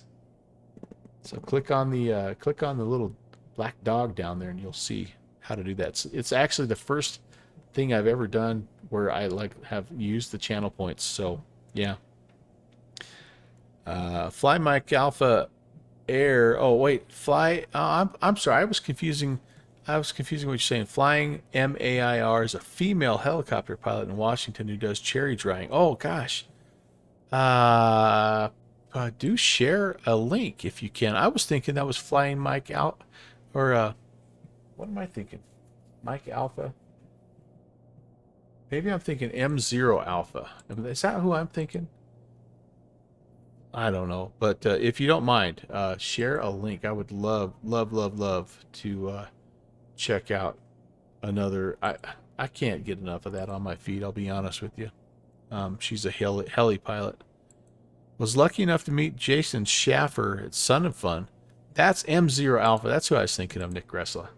Okay, tell me, Nick. I love Jason. I do, but tell me he was not wearing golf shorts and a full long sleeve button down shirt.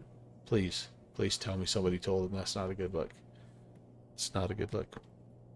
My parents are buried in South Carolina near there. Huh, interesting. What's cherry drying? So I'm guessing that's when you fly the helicopter over the top of the cherry trees and kind of dry off. Oh, hey, hello. Dry off the cherry trees? I don't know. Trail Door was saying that downwash dries the cherries. I need to do a couple things. Number one, I'm not the legal VFR. I'm no licensed pilot here, but I don't think I'm legal VFR anymore. What do you guys say? I think I'm not. So I don't have any controllers here, so I guess the next best thing for me to do is to descend to a safe altitude. As I look at the MSEs in the area, I can go all the way down to 2,500, no problem. and I probably should be thinking about doing that anyway. So, and yes, I am Mr. Autopilot tonight, and I'm not ashamed to admit it.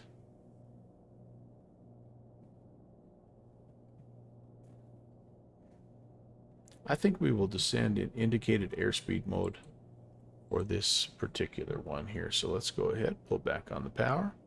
It should hold about $1.50 for us as we go down. There we go. And we're looking for about 1,000 feet per minute for this plane. There we go, Starflies. Thank you so much. Adding that to my playlist. Oh, heck yeah. Heck yeah. Looking forward to watching that. Thank you, Starflies. Thank you. Yeah, not legal, but who's gonna know? We in the flight simulation community, we jokingly refer to this as Alaska legal. Total joke, tongue in cheek. No controllers all the way. Yeah, we had controllers that when we were coming out of Norfolk, but that was about it. All right, let's brief the approach. I mean, we're getting close anyway, so we might as well just brief the arrival, the approach. We have, according to SimBrief here, kind of an unofficial weather forecast: 030 at 8, gusting 19. It's 10 statute miles, scattered at 5,000. So we'll be down below this stuff here in no time at all. 3014 on the altimeter. So kind of a northeast approach again. So it looks like to me, yeah, probably runway 36 is going to be the ticket, and GA is off here to the left-hand side. So we'll try to get an exit here on like Bravo 3, come back to Bravo. We've got a nice 9,000 foot, 9,500 foot runway. There we go. We're breaking out, as you maybe can see, or maybe not. I don't know. And then for runway 36, we need a left-hand traffic pattern into runway 36. It's 348 true. Okay, very good. Let's get all that set up, and we'll be ready to go. 348 true. I'm going to go to heading mode here for just a moment. I'm going to go to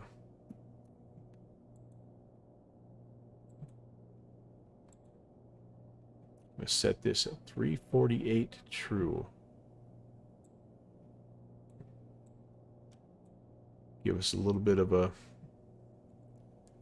cheater line there. So as you can see, we're kind of coming in already on a left hand.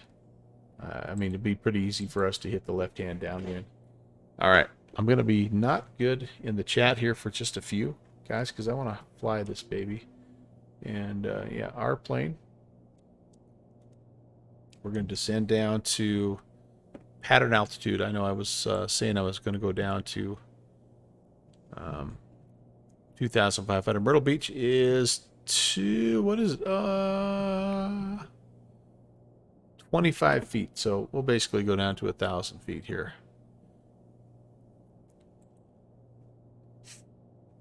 And what are we? 22 miles. We'll start making some radio calls. I expect to maybe hear a couple of other calls here. Maybe not. Maybe everybody's... They still have an hour. Not quite an hour. No. Yeah, about 50 minutes to make it here. That's part of the challenge. If you're just getting in here, by the way, this is the Virtual USA Flying Club's Life's a Beach event. The goal was to depart from somewhere, not necessarily Myrtle Beach, make a stop, pick up a friend, theoretically, and then go down to Myrtle Beach for a little midweek vacation and do it all within a 3-hour time limit. So I started at Norfolk, Virginia, stopped at Fayetteville, North Carolina, and now I'm on my way down to Myrtle, and I'm going to make it without a problem. Do I find DCS interesting at all? I actually do. Evidence, please. Kind of some of my first experiences in flight sim actually were in a combat simulator. And yeah, it's definitely interesting. DCS looks like a really cool platform, and has some very I like the mission aspect of things, and yeah, I could see myself maybe getting into that a little bit, but it's just, if I'm being honest, it's kind of the same reason I haven't gotten into helicopters. It's just kind of a lack of, well, not a lack of resources, but I just kind of have channeled my little monthly budgetary fund towards some other, you know, more general aviation. Well, not general aviation also, but just towards airplanes in X-Plane and Microsoft Flight Sim. Let's see. But I get a kick out of watching guys in DCS and doing their thing, and I think it's really interesting. It's pretty impressive, if I'm being honest. There's some really skillful aviators that can be able to operate their aircraft at the level that they do and be able to track targets and, you know, um, pick the right weapon and all that stuff. I mean, it's just pretty impressive. I think I have Myrtle off our 12 o'clock here. Let's make a call. Yeah, Myrtle Beach traffic. Cirrus, November 11816 is 15 to the north, descending through 3,300. We'll be jumping in a right-hand pattern, runway 34, Myrtle Beach, 3435.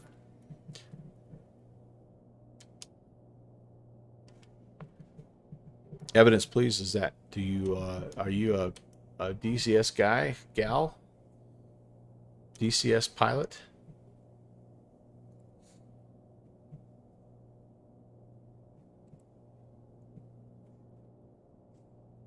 Okay, I'm just trying to kind of locate. Just trying to locate my airport here. Gently get it down to, 1,100 feet ish, and a left-hand pattern back to runway 3435. Gosh, I may have messed that up. What is it? It's runway 18, so it'd be wait, no, not 35, then 36, runway 36. That was Samsonite. I was way off. By the way, I added some new sounds, you guys.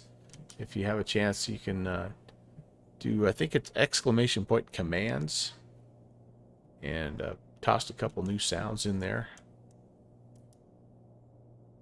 Starflies, no, Trail Door has redeemed for a second consecutive stream the Go Around Cam sponsor. You've got it, my friend.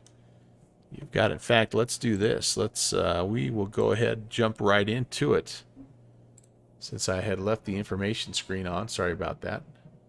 You can do exclamation point map if I forget to do that, and that the junior first officer hollers at me. Oh, you did, it wasn't you? It was Starflies. Who was it? Who did it?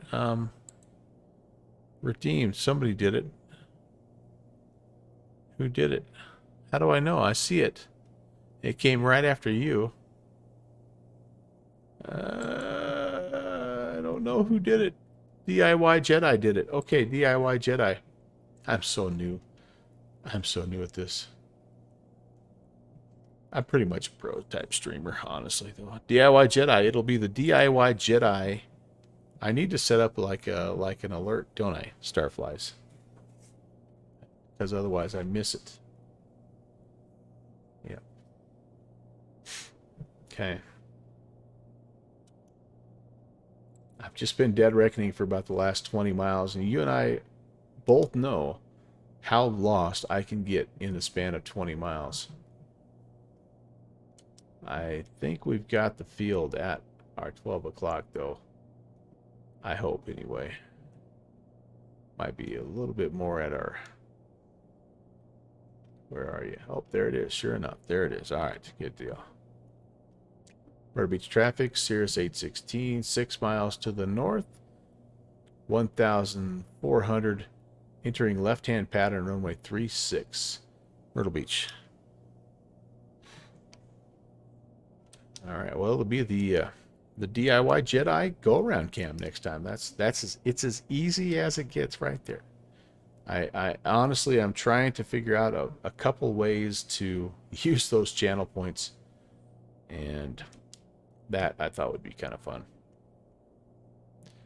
A huge shout out, by the way, to Panagon, who officially named the camera the very first time we debuted it.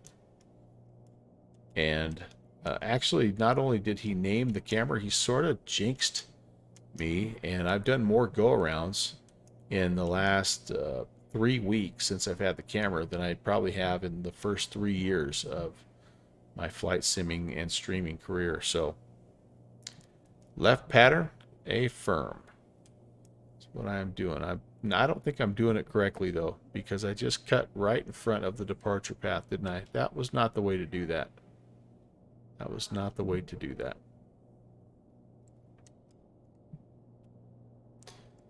That was not the way to do that. All right, well, we're on it now. Yeah, yeah, all right. Used to be a squadron of A-10s there. They probably should have scrambled them to take care of me there. Okay, well, we're a little bit low here, but let's get leveled out, and we're on the downwind here, almost. I'd like 1,000 if I could, my good man. And I would love. Okay. Myrtle Beach traffic, 569, traffic in sight there. All right, good deal. Yeah, Myrtle Beach, Cirrus 816, just in the left-hand downwind, runway 36, Myrtle Beach. All right, there's 1,000. Let's start to bring the speed back here. 120 is flap speed, and there it is. Put a first notch of flaps in. A beam midfield. Maybe started that a little bit soon, but we'll start the descent here.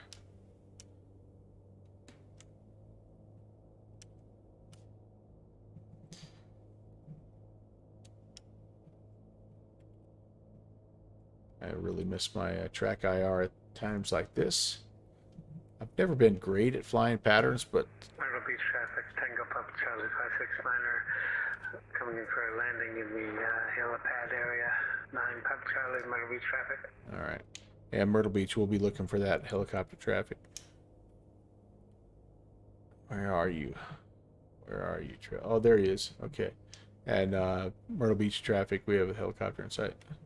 Right off of our 9 o'clock there, okay. Myrtle Beach traffic, Cirrus 816, left base runway 36, Myrtle Beach. All right, here we go. Here we go.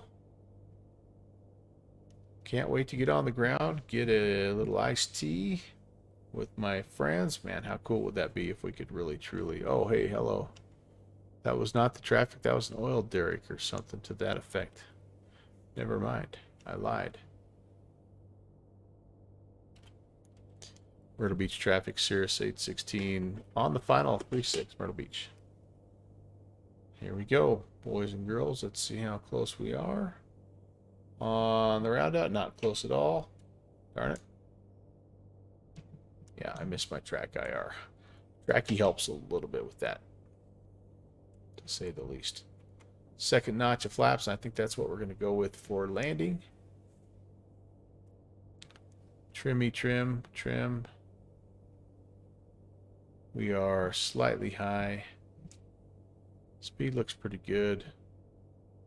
A little bit of a crosswind off our right-hand side. Let's see how we do with it.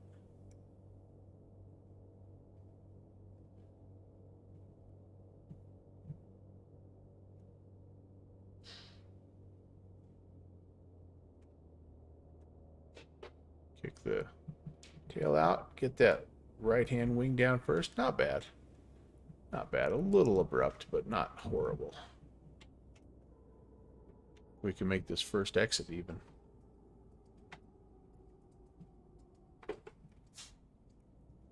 Clean up the flaps. And welcome everybody to Myrtle Beach.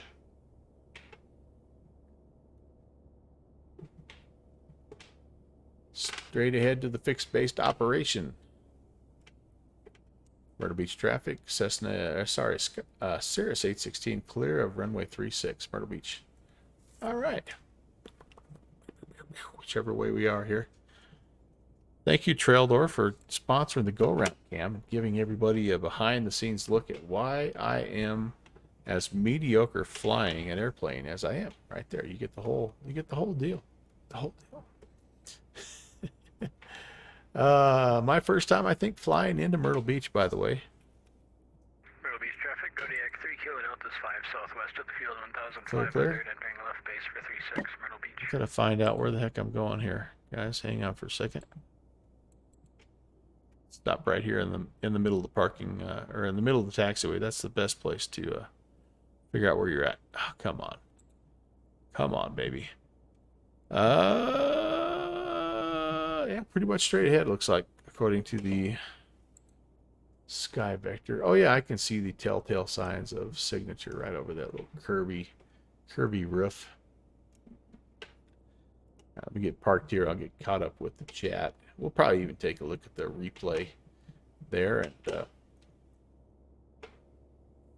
yeah, we'll call it good. Landing lights can come off, strobies can come off here, pitot heat can come off. All right.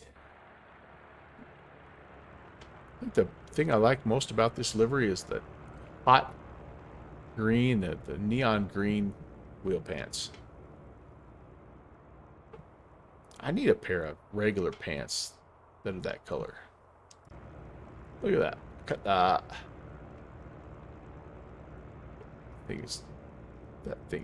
That says springtime. That not say springtime.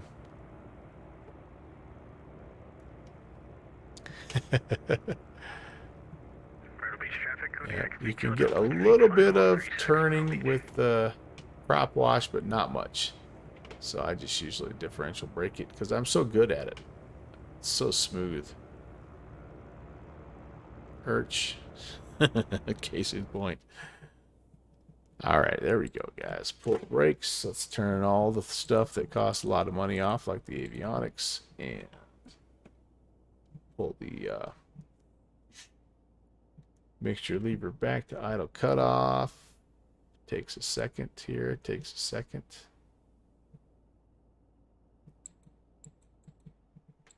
Oh, there's the helicopter coming in. Hey, what's going on, Traildor?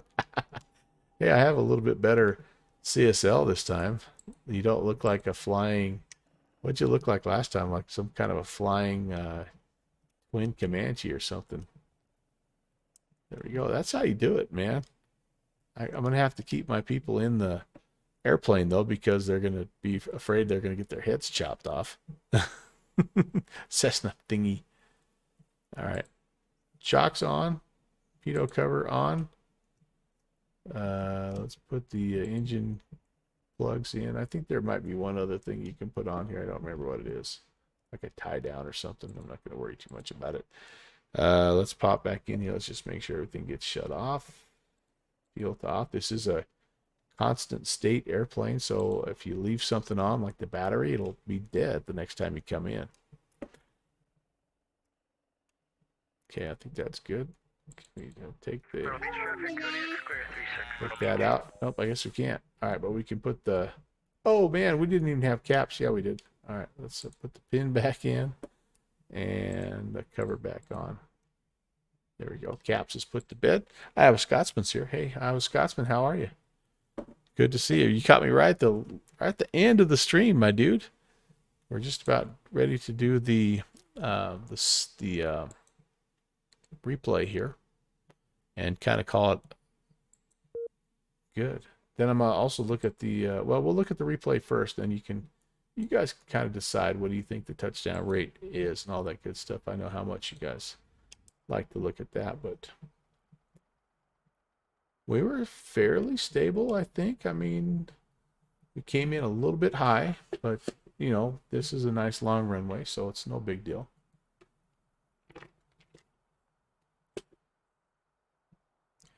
I think we managed the center line. I think we managed the touchdown zone.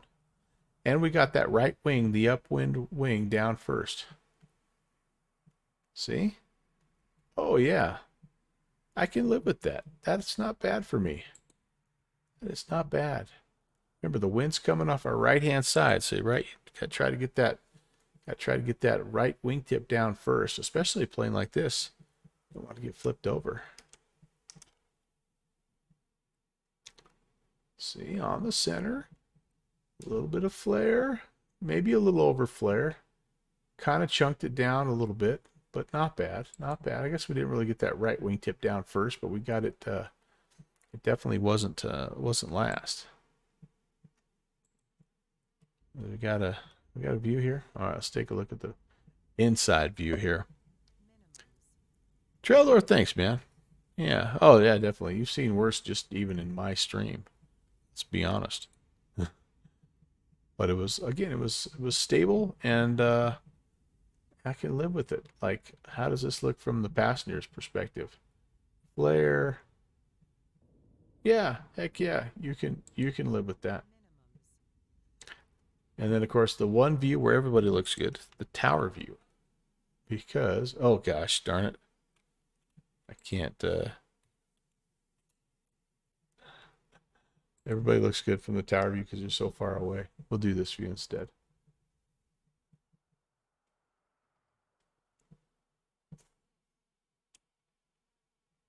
Just a slight overflare, but I mean, right in the touchdown zone, right on the center line. I personally am not going to do much better than that. What does the Volanta touchdown report say about our little escapade here? Let's see. End flight. Let's see. What do we got here? What do we have? Myrtle Beach says 84. 64 knots, which is pretty close to the speed we want. 1.34 Gs. Yeah, heck, I might even give myself a B minus on that one there. I don't know, but we'll take it. All right, let's see here. Let's get caught up on chat, you guys. I know I was a little bit negligent there as I came in. Traildor was flying that left pattern around 3.6. Yeah, I thought I saw you, but it was actually like I say, that offshore drilling rig there. So, evidence, please, said it was a good looking landing. All right, thanks, man. Appreciate that. We need more people like you, evidence, please, because you obviously have a slight eyesight problem. So, just kidding, man. Shoesy, we didn't die. Nice landing. That's right. Go left trail door. Yep, sounds good. JKOZ just flew the BAE out of here yesterday. Oh, what a great airplane that little BAE is. Do you have the X-Plane version or the Microsoft Flight Sim version there, JK? I love that plane. I don't have the MSFS version of it myself quite yet. Is it true in the SR22 you use brake pedals? Yeah, and that's, I think, what Starflies was answering. Yeah, you can get going. So it's a light enough plane that if you spin up the RPM, well, I shouldn't say the RPMs. Maybe it's not a fixed speed propeller, but anyway, as you get a little bit of speed, I guess I don't know. As you crank up the engine, get a little more airflow over the tail, and it's light enough that you can sort of control it with the rudder pedals. You just can't make a real sharp turn, so you have to use the differential braking. Trail door is going to go park. Okay, very good. And the HMB SR22 actually had a toggle in their menu to turn off the nose wheel steering to make it more accurate. Yeah, cool. Then Io Scotsman came in here. Jet Ranger FSX looked better from 20 years ago. I blame work distractions. Io Scotsman, you're the hardest working dude I know, buddy. Not hardest working. You're always working late. It was nice to see you. And I'm sorry I had to head out so early. It looked to me like you got that 414 flying though. But as soon as I jumped on stream with you, I got called away. My wife needed something, and anyway, I felt kind of bad that I wasn't able to get back to you. But I'm glad things. It looked to me like you were able to get things going there. That's a fun plane, isn't it? That's a really fun plane. You land the wingtip that's into the wind first. JK, yeah, so the idea, as it's been explained to me, is if the wind's coming off your right and you have that wingtip up, you actually can risk kind of getting lifted up there and maybe even making a little bit of a wingtip strike on the other. So the idea is to get that upwind wing down first and try to. So for me, I was trying to get that right tire down just slightly ahead of the left. Again, I'm not a real world pilot though, so please don't take that as biblical knowledge here. It's just what I've sort of sponged off of other real world pilots. But all right, A-. So Trail Door, hey, I like you. You're another one of my friends that has bad eyesight there. So JK has the MSFS version there. Yep. Let's see. All right, Mr. Checklist. Yeah, that's me, right? Shusey. Okay, so here's what we're gonna do. A couple of thank yous, and we'll get out of here, guys. A little bit of a short one tonight, only 2.5 hours, I know, but it is a work night, and I do need to actually earn some money so I can afford flight sim add-ons.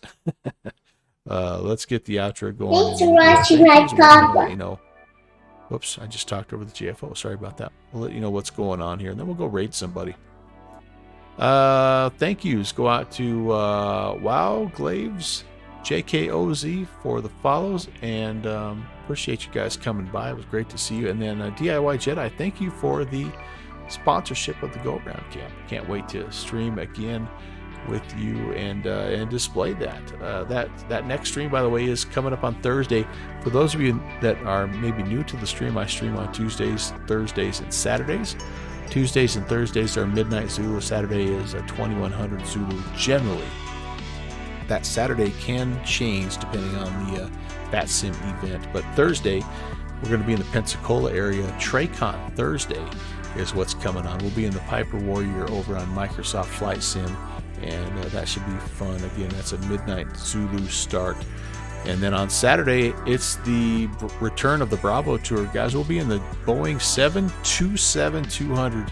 We're going to fly clear across country, Seattle to Newark in that 727. We're going to try to do it all slant whiskey. It's going to be a lot of fun. We're going to make all kinds of controllers have gray hair, and we're going to have just a blast doing it. That's a 3 p.m. Mountain Time, 5 Eastern, 2100 Zulu, wherever you live there. That's the Bravo Tour. I'll explain more about the Bravo Tour on Saturday.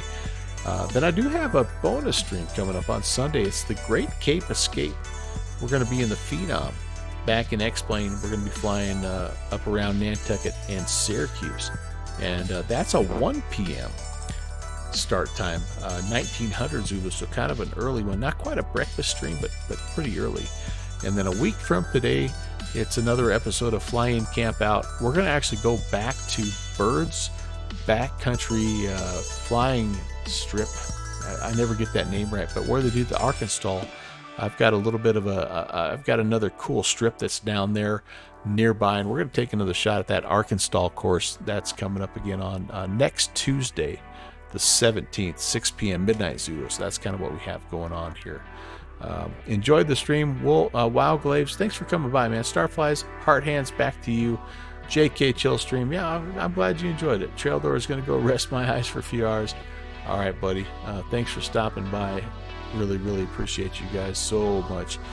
Enjoy hanging out with you. And let's do this. Let's go take a peek at our friend. Oh man, I'm trying to find somebody who is who's maybe just kind of getting started. Let's see.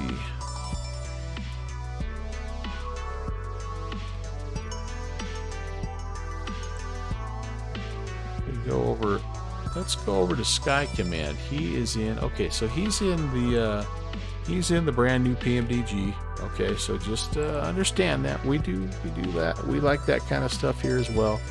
And let's go check out Sky Command here. I haven't been over to his channel for a while, so it'll be good to talk to him a little bit.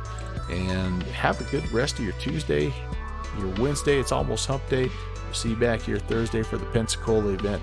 Until then, have an awesome evening. Thanks for flying. We'll see you next time. God bless.